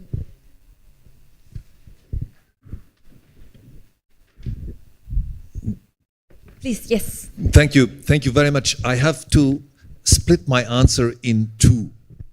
First of all, of course, I would love to see Vienna as a city that presents itself as an international space that allows discussions, that is open enough for different opinions, that kind of creates also a cultural ground on which fruitful discussions can happen. And Vienna has proven this over and over again. They are capable of it, and they have historically been capable of it because, of course, it is a geographical spot where you have different influences from different parts of Europe coming together, and of course having this mix always allows for a very good and open space to do that. Now, my answer when it comes to the neutrality of Austria is probably a little bit different, because I have never made, I've never minced the words on that either. I am not a fan of Austrian neutrality at all, for several reasons. First of all, your friend will never suggest neutrality to you. Neutrality is always suggested by your enemy. So, when people are saying Ukraine should become neutral, then it is definitely under the influence of an enemy of Ukraine. Because, of course, Ukraine wants to be part of the European Union, it wants to be part of NATO, it should be part of that. And no, it should not be neutral at all, because, of course, it is adhering to a European system of values, and therefore it is not neutral in the same way as Austria is, of course, only nominally neutral. But, of course, as a system, as a society system, it is not neutral at all. In Austria, we are just using this fake neutrality, if I might call it this way, as an excuse if we don't want to do something. And I think that's not the right way to use it. That's just absolutely wrong.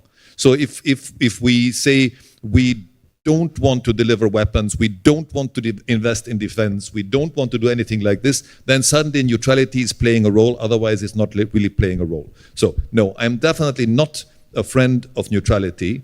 The way how it's done in Austria is particularly flagrant, because of course if I'm looking at the Austrian constitution, what does neutrality say there actually? It says that we don't want to be part of a military system and we don't want to have foreign military on our territory. These are two things I can probably absolutely accept. But we are misusing neutrality for all sorts of other things which have nothing to do with it. So I'm looking back in history. After the Second World War, it was the Soviet Union that was asking Austria to be a neutral country. But of course, they did not mean neutral, they mean a neutralized country. And then it was basically the pressure from the American side that said, at least the minimum, if it's to be a neutral country, it has to be a country that, according to the Swiss example, should have also its own defense system and things like this. So again, it was definitely not a friend suggesting neutrality, it was the enemy suggesting neutrality. And in this way also, Ukraine has made its experience with it. It was factually neutral in the 90s, we know that, and we see what has been coming of it. So no, I'm not a fan of neutrality. Ukraine particularly has been fighting for its position, and its future is fighting for its future position in the European Union and in NATO, and therefore it's not a neutral country.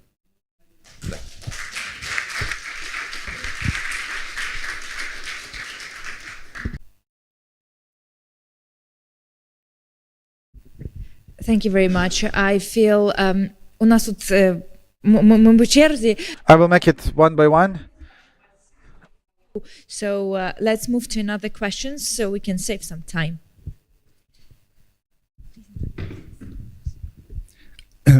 Thank you. Дякую. Awareness Center. Thank you for panelists for excellent presentations. Nowadays, the central question here and elsewhere is how to stop the war and how to bring peace to Ukraine. And that's understandable. Yes, that's the main topic. But I'm quite sure that peace will come rather sooner than later. My question is, it might seem a bit provocative to you, but let's look beyond that point. What's next? My question is to Ukrainian panelists mostly. You might say that now it's not time for that, but still I want to ask you, how you see the future of your country after the war stops? How do you making any scenarios how to transition country from war to peace? For instance, some experts, especially economic experts, are saying that Putin cannot stop the war because his economy will collapse and it will explode the country from within. I think economic transition will not be that difficult for Ukraine because I hope you will get enough assistance and support from a civilized world. But more difficult, it seems for me, the societal transition. How you are going to bring those millions of Ukrainians that now are in Europe and elsewhere. During these years, many of them have settled, established themselves there. It's a huge brain and power drain from Ukraine. Those are the people who you will need to build new Ukraine. And most difficult, it seems to me, how you are going to reintegrate those hundreds of thousands of war heroes that will come from that will return from the front lines to their families. Are any calculations, are any thought scenarios already done in this direction? Thank you.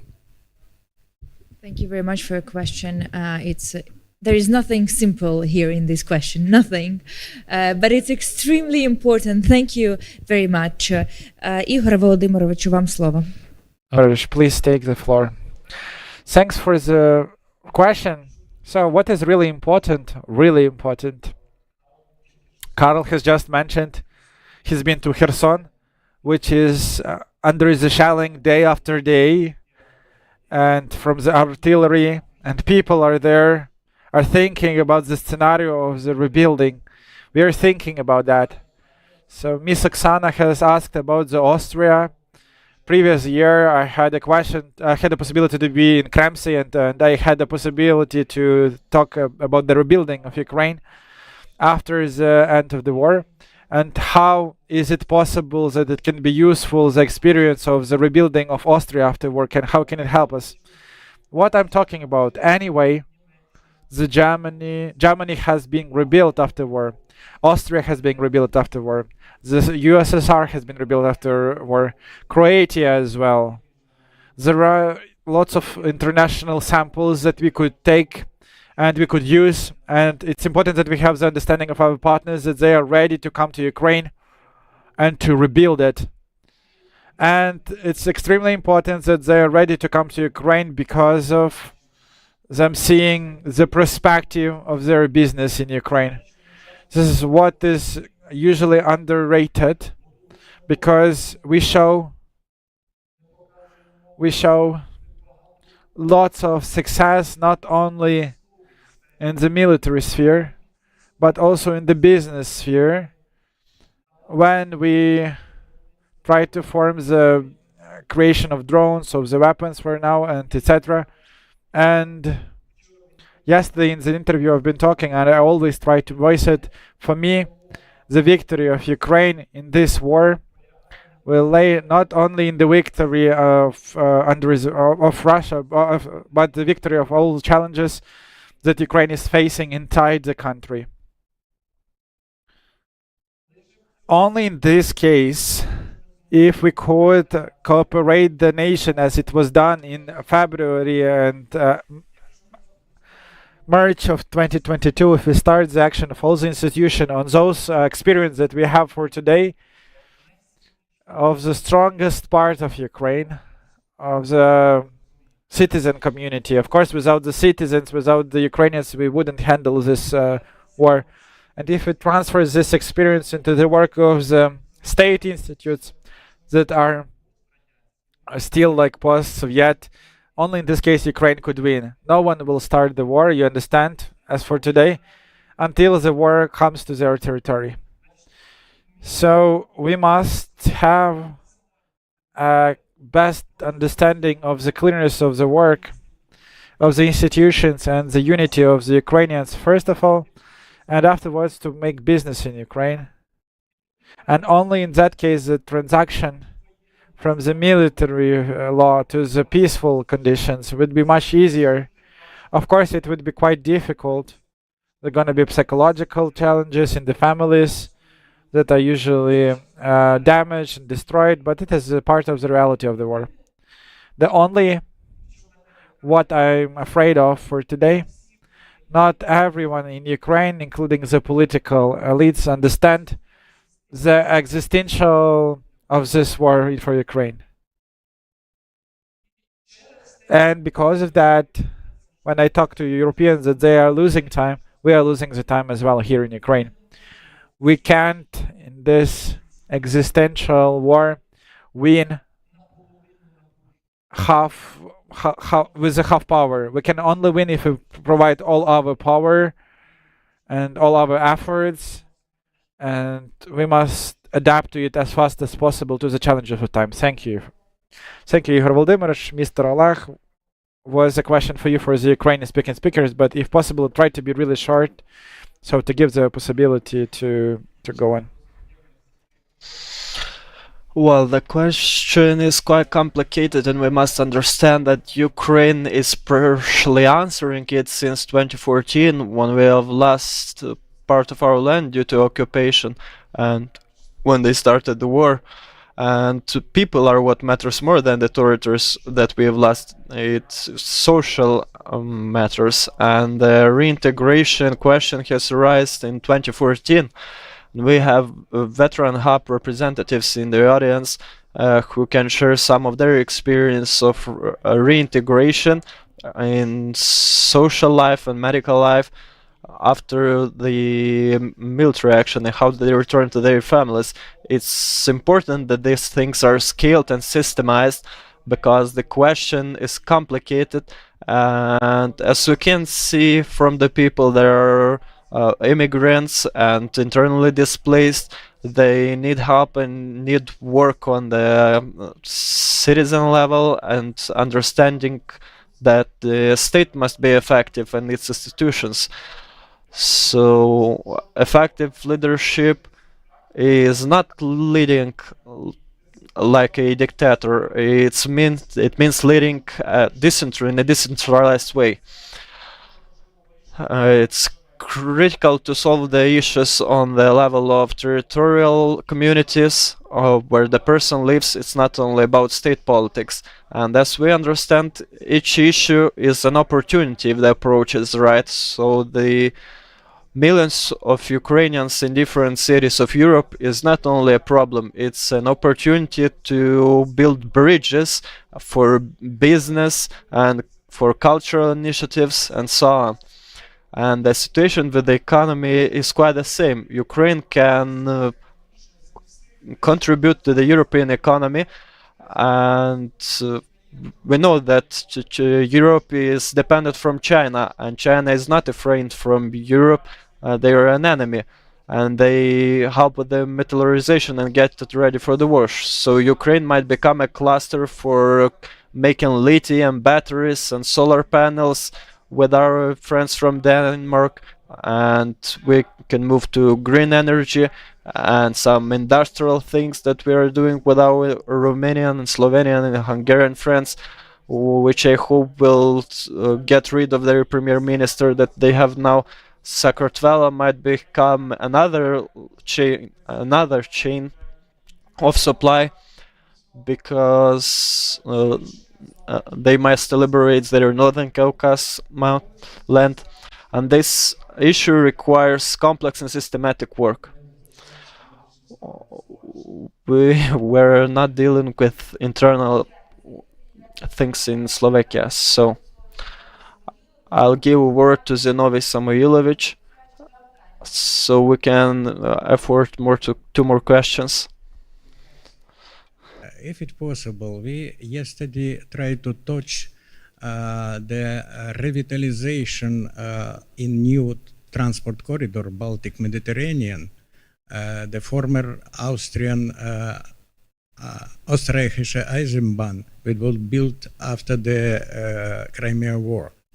And we have very similar situation for this nowadays war generation, and I hope with the consequences for Russia. But the problem is that many years ago, we had a very strong support for this idea from former Vice Chancellor Busek and Director of Tino Transport Otto Schwetz. They passed away. And for the moment, what is your feeling? It can be from Austria today the strong support for these ideas, because we receive a lot of letters from Commission. They give advices. This is a very complicated problem for today through the position of Hungary and Slovakia with Via Carpathia and so on. Do you see any perspective for Austrian support for this idea for the moment for Ukraine? Thank you.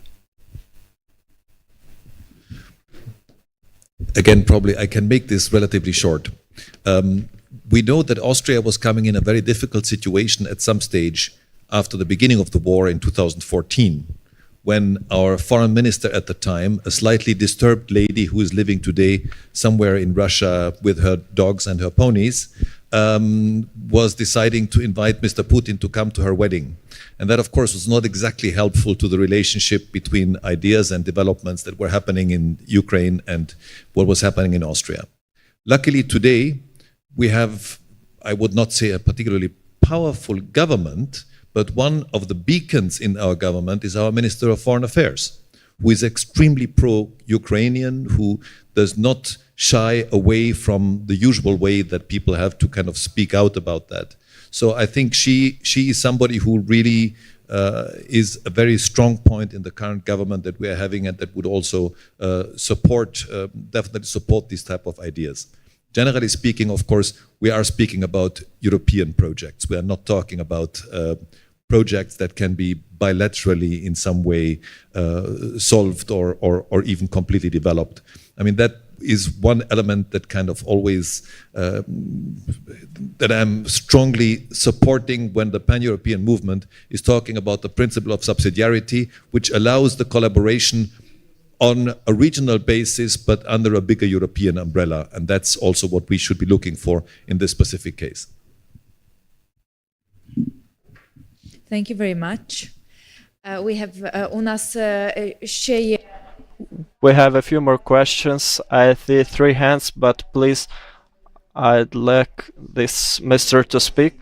So I'd like to greet every one of you.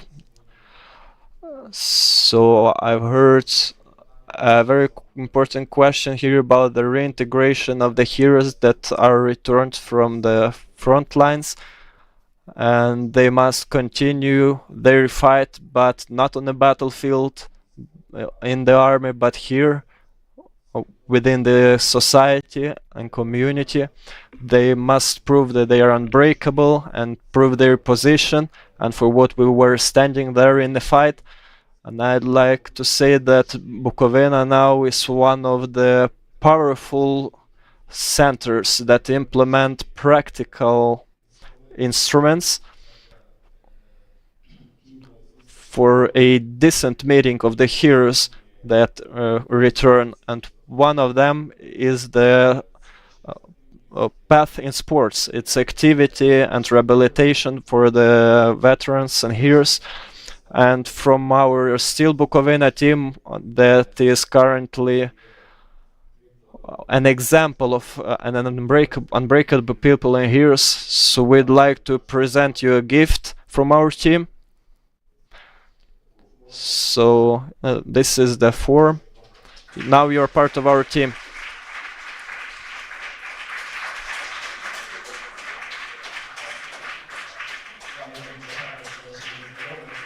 I'm sorry, I don't know you yet personally. Thank you.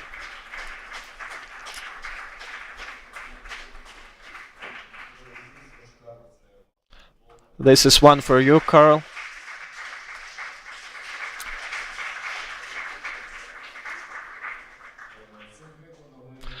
By this example, we want to show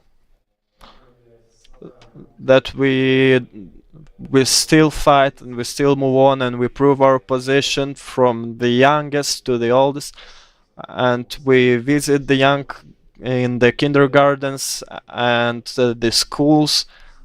Everywhere we can talk to them and show some of our position and experience. So I'm grateful for your support. I'm grateful that you told that we have a future. And I want to say that you are not born Ukrainian, you are being formed as Ukrainian. And I want that each European becomes a Ukrainian. Thank you. Glory to Ukraine.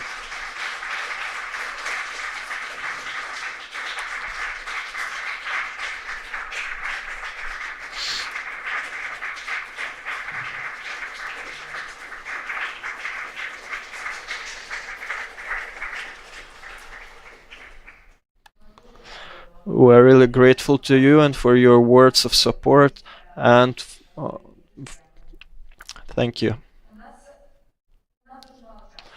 We have not much time left. We have 4 questions, 2 here and 2 in the other side of the audience, and then we'll end the panel discussion and give word to Yuriy Volodymyrovich. So now for the next question, I'm giving the microphone. Rather mild discussion here, and it's very interesting and constructive.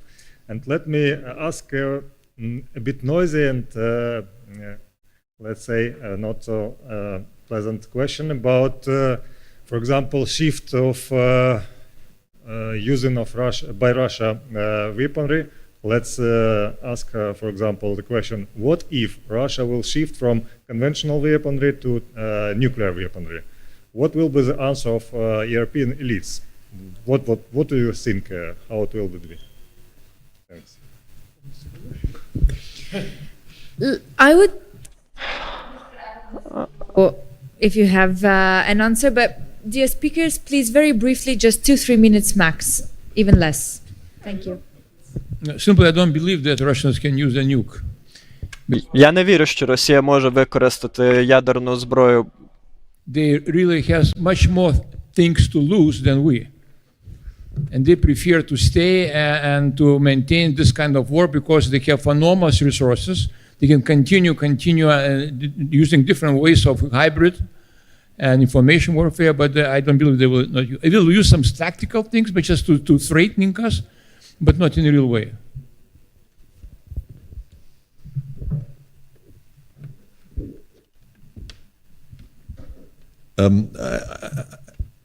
I wish I had your optimism. I am not that optimistic about that, but I'm also looking at it as a military, and there are a lot of militaries in the room here. Of course, we always have to kind of define between the tactical and strategic nuclear weapons, and we're not talking about strategic nuclear weapons here, because if they start flying, then anyway, we all go out there and have a glass of beer and enjoy.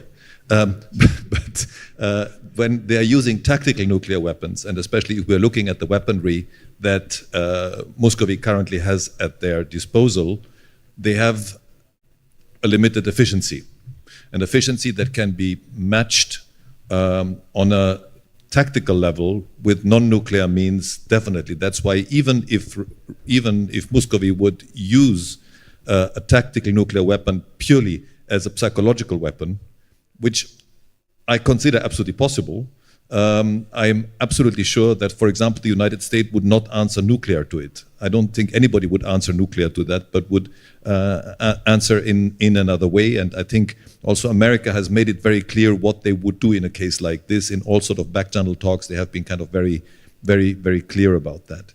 So I think it is real. We should be realistic. It's always good to be positively surprised instead of being negatively surprised. So I think it's better to kind of expect this to happen in a in a sort of, there is no contained way, but in sort of a contained way, than being surprised by it. And the lunacy that we have seen on the side of Muscovy will allow also to something like that.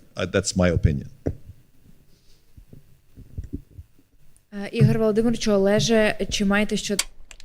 Igor Volodymyrovich, Mr. Oleg, do you have anything to add? Well, look, we see today the reflectory politics of the West. They react to certain things, and I hope they will react according to the military doctrine, what they have to do, what NATO has to do in that case. That's what I hope for. Like Carl says, unfortunately, I'm not that optimistic, just like Carl, and I believe that Moscow not only wills, but it will. And I commented last time that the Moscovian propaganda has done a lot of psyops where they threatened us with nuclear attacks, and we must understand who we deal with. The honor term said that Putin is a criminal. Putin is not even a criminal, he's a gangster that follows the rules. And he's a bully, and if he sees someone vulnerable and see that he gets no reaction and strike back, he will attack. And I agree with Carl that he will not use a strategic nuclear attack back. And he will not even receive a symmetric non-nuclear, some Tomahawks to destroy the Black Sea fleet. All we will have is only deep disturbance and concern, and that's all. I think we have to work and not allow them to use the nuclear weapons, but if they do, then we just must make it a red line that cancel any limitations for military, non-military assist, including Tomahawks, because they can stop that nuclear attack and they can prevent it. So this threat is possible, and Putin can use, because the threats are, those threats must become a ground for a full economic embargo for Russia and full ostracism from Moscow. They must not only have Rossotrudists, which we were speaking about yesterday. They must not have even embassies in European countries. Every embassy in European country is not about diplomacy, it's about agents and surveillance, and we must understand that and not allow them to use nuclear weapons. Thank you a lot. Thank you a lot. We have one more question here. Thank you, dear colleagues. My name is Dmitro Zolotukhin. I would like to have a question in a more practical way about the ways of development of activity of pan-European community. And thank you, Oleg, for raising again the question that we discussed already about the possibility of working with banning of Россотрудничество in Russian houses in European countries, because we already had this kind of experience in Azerbaijan and Moldova, and Moldovan experience was rather successful, because we see that elections that have passed, they passed in more or less calm way. I would like to proceed with this, and 1 year ago I published my research about European strategies towards Russian Federation. As far as I found out, there are different high-level strategic documents. Part of them, they are not so official. For example, when Ursula von der Leyen was a candidate for the position of head of the European Commission, she proposed as a candidate her visionary documents that corresponds the previous strategic platforms that already were published, and that was the strategic ways from security, prosperity, peace to the green transition procedures and so on and so forth. But I never found any official documents of the foreign affairs vision of the European Union towards the Russian Federation. And then I started to look among the experts, asking them whether there are any kind of discussions on this. And His Highness also mentioned the possibility of this kind of MFA of Europe. We have External Action Service that is headed by our wonderful Kaja Kallas, that we all Ukrainians very like her, yeah, and her position. So the question is whether we can use pan-European activities and community to propose a platform of official development of policies inside big Europe, inside the European Union, on the foreign affairs strategy and mutual action of European Union countries towards the Russian Federation, or maybe towards the axis of evil. So to put this in more or less official way, maybe with not so radical thoughts about banning embassies, but with certain understanding that the threat will never go away, and we have somehow to deal with this. Because what I have faced, I never found, and some German experts and French experts, they told me that we tried to raise this discussion, but we found no interest from European Parliament representatives and from the Brussels-based people. So the question is, maybe you have heard of these kind of documents, official or not official, on the European basis. If there are no one, would you say that we can use this community for development of this discussion, the official European strategy, policies towards the Russian Federation? Thank you. If we can make it very brief. Дуже коротко, будь ласка. Please be brief if possible. To be brief, yes, of course we can. That's why we have gathered here. And that's why we are gathering those initiatives that we could highlight for the discussion, and we could commonly provoke them and make them important. Because we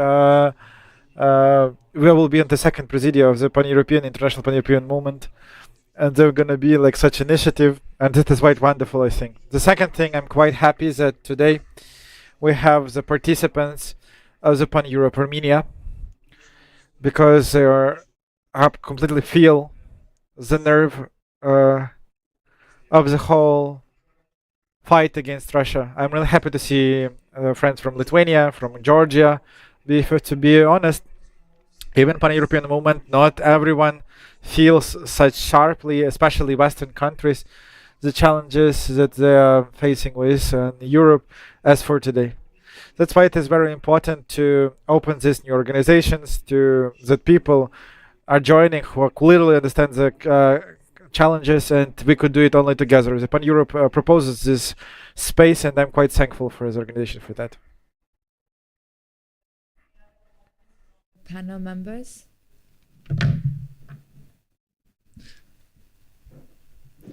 I have not seen directly those type of papers, but of course I have seen a lot of papers from institutions like the ISW, the Institute for the Study of War, and these type of think tanks, which have been dealing with that question, I think, in an incredibly professional way, and that are also definitely used and read by government officials in this way. The problem is, but basically you have mentioned it, and Igor, you have mentioned that before, is of course, in order to wake up for the West, the threat level has to raise respectively that we are willing to take certain steps.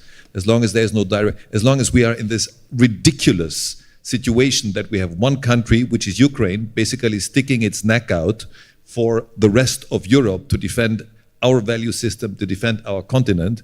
We are so incredibly lucky in Europe. I think most people are just not aware of how lucky they are that they have this sort of situation. But when the threat becomes suddenly higher, and we have seen this in a little way with the drones that we have seen in the last couple of days being on European airports and kind of taking a slight little bit of our comfort away, having to wait a bit longer at airports or things like this, then suddenly the awareness also raises, and the awareness can raise pretty fast. And that's something which I don't hope the threat to raise, but I hope the awareness to raise, to kind of start to implement these type of measures. Thank you very much. Thanks a lot. Переходимо до наступного. Let's switch to the next question, please. Thank you, Vasyl Poloyko, Pan-Europe Lviv. As we are talking on the path of Ukraine to Europe, let's try to check the sample of the North Macedonia, who has applied for the EU entry in 2004. Firstly, Greece and then Bulgaria blocked that, and only in 2022 it was unblocked. the process within 20 years. What's your opinion? Is that the possibility of such scenario for Ukraine? And what could we do to not let it happen? What do you think? Once more, please be really short.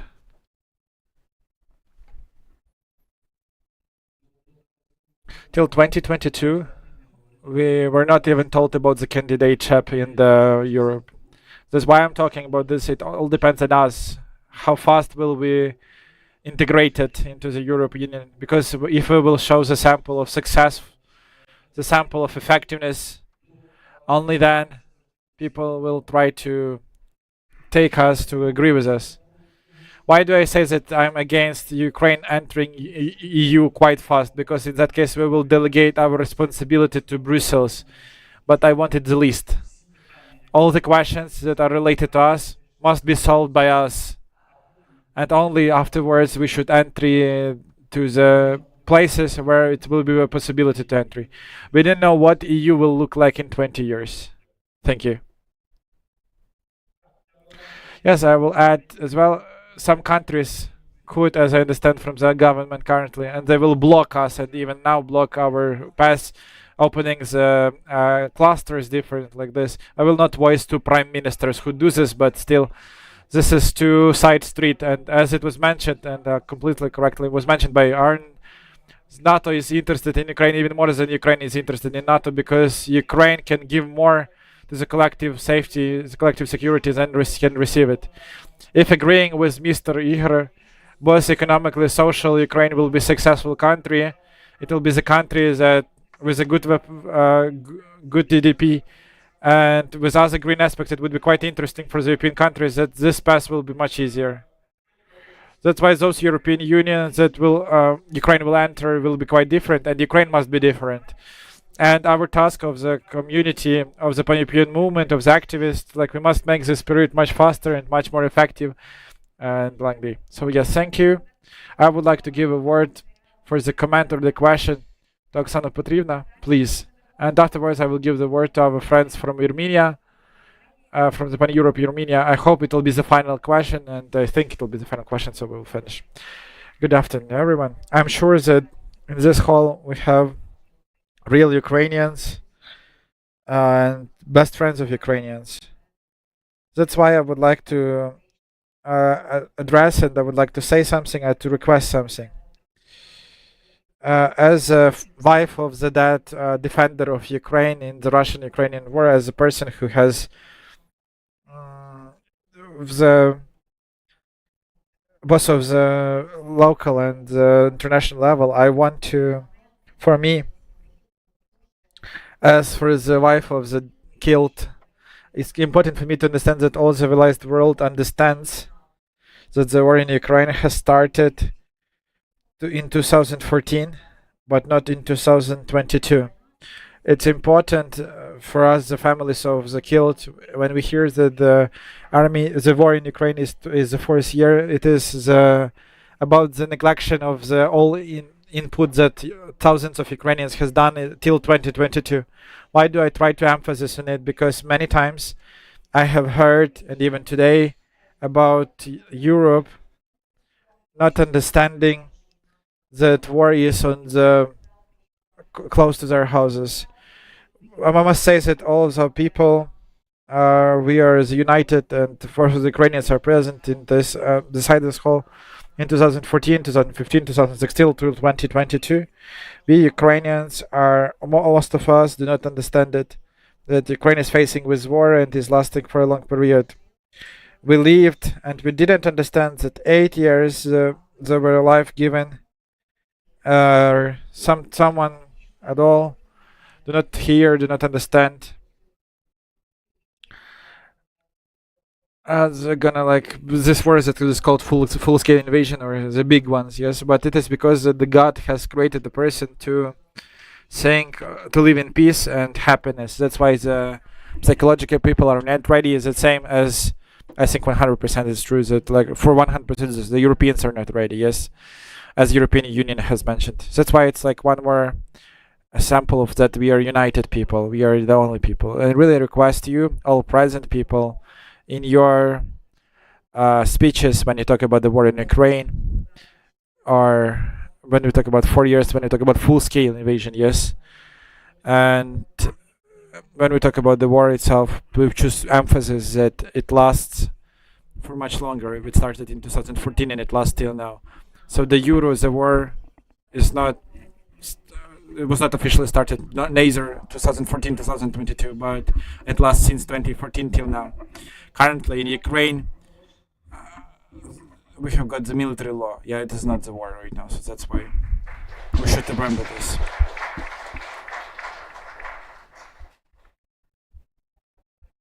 Thanks for your comment, Oksana Petrivna. Thank you much.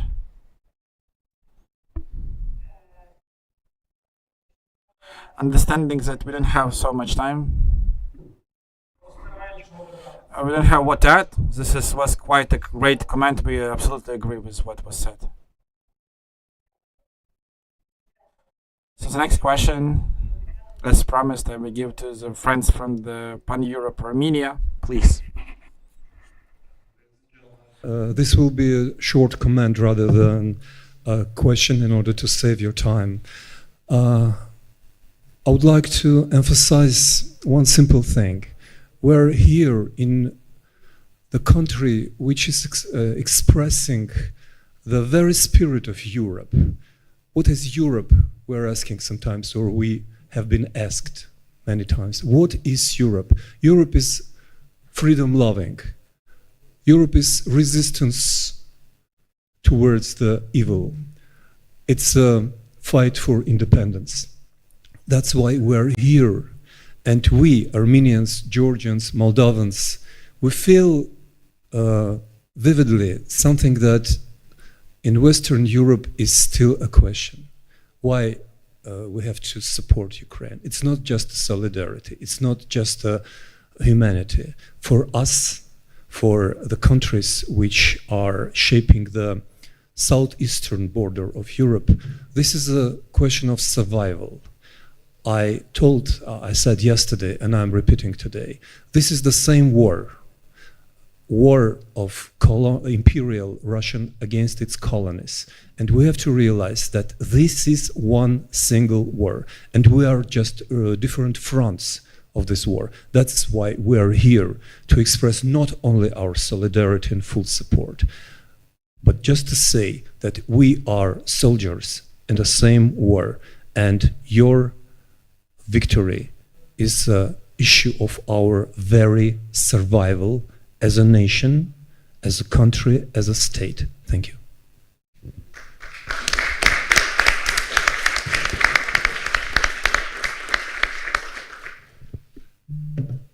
Ігор Володимировичу, будь ласка. Ігор Володимировичу, please take the floor for you, the first one. Thank you to everyone. I would like now to, after this a day and a half of hard work for us on this conference, on this forum, and for those who prepared this forum, for them it is not just like a day and a half, it was much more. Irina looks at me and smiles because she knows, she quite remembers from the previous year. Just you understand that one thing is to organize the conference in the country where everything is functioning quite well in the senses of the international connections and transfers and etc., where it was possible to come to Chernivtsi by plane or to Kyiv, for example, or to Uzhhorod or to Lviv. And the other thing is to organize it when you have to take the person from Bucharest, from friendly countries to us. So that's why it was such extensive days, and I would like to express big thanks to everyone who has addressed the preparation of this conference. You see on the screen, we see the foundation of Hanns Seidel Foundation, which we have been working with since 2018, the foundation of the Otto von Habsburg, which we have joined to the recent times, and which is our partner for the latest conference that we held here. We thank the City Council for this wonderful location, where we are like here for the second year in the event. Thanks to the initiative Yuriy of the previous year, we have a place here, and thanks to Serhiy Boston, who is quite long-term participants of Pan-Europe Bukovina, who has done a lot and everything to help us organize this conference here for the second day.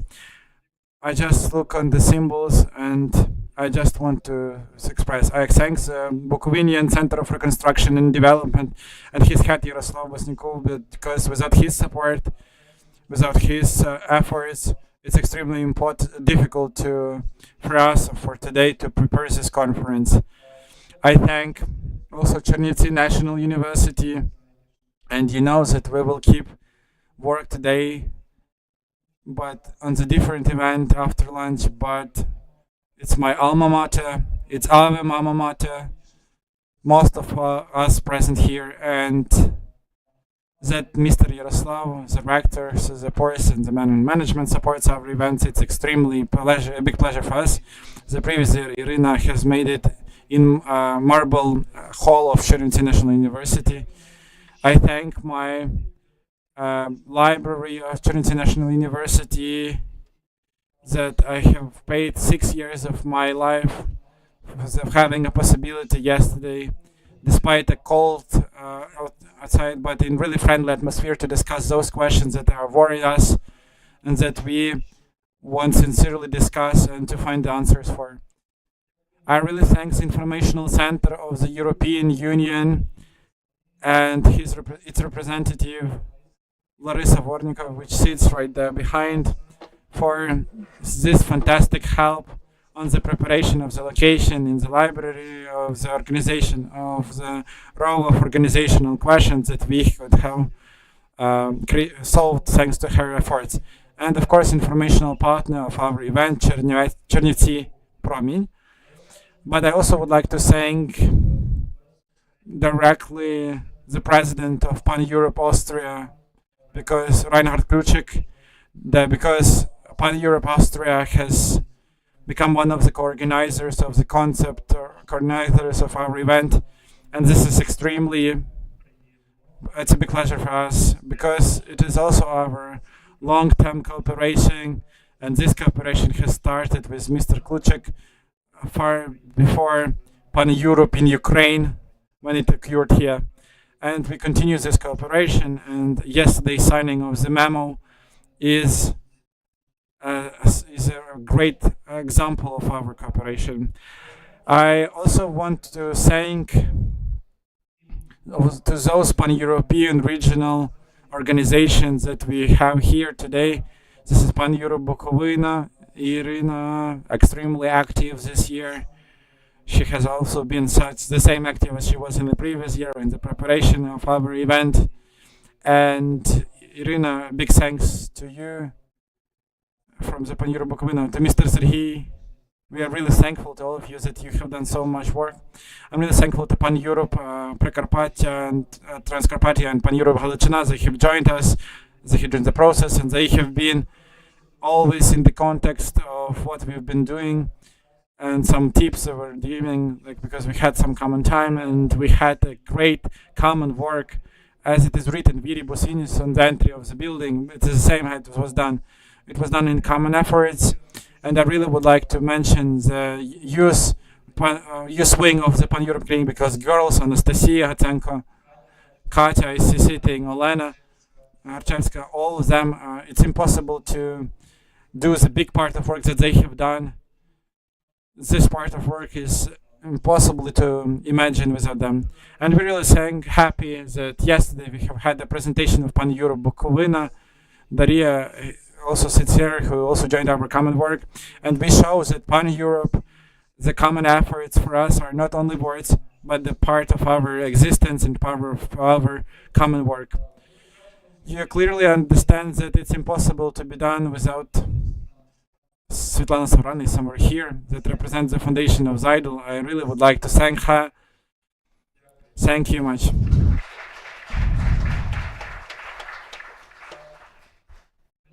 You understand that we live in the common world without the technical support, without the translation. It is impossible to hold the full communication that we have today. That's why I really would like your applauses to our boys who has done everything to prepare you, and our translators who have provided the translation and communication for us.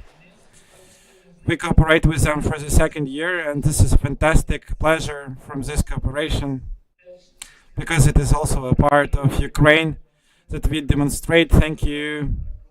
Because the colleague of the veteran of these words, every European must become a Ukrainian. This is amazing words that he said. And finally, a fantastic big thanks to every guest and every participant of our discussion, because you created those atmospheres that we have. And a big thanks to two more people, one of which is present here, and the second is not here, unfortunately, but he's always on the control. This is Oleg, for the cooperation that we have held all the time on the conceptual preparation of the conference, and Igor Gavrilov, the General Secretary of the Pan-Europe Ukraine, who has also been on the contact, and we've been cooperating with him. Once more, thanks to all participants of the panel, all guests that are open to come to Ukraine, that have had courage to go overboard, to live in the hotel which had burned. We are really thankful. We have gone through it, we have done it, and thanks to all guests who came here and asked the questions. We're really thankful. See you soon, see you in the future. Thank you very much.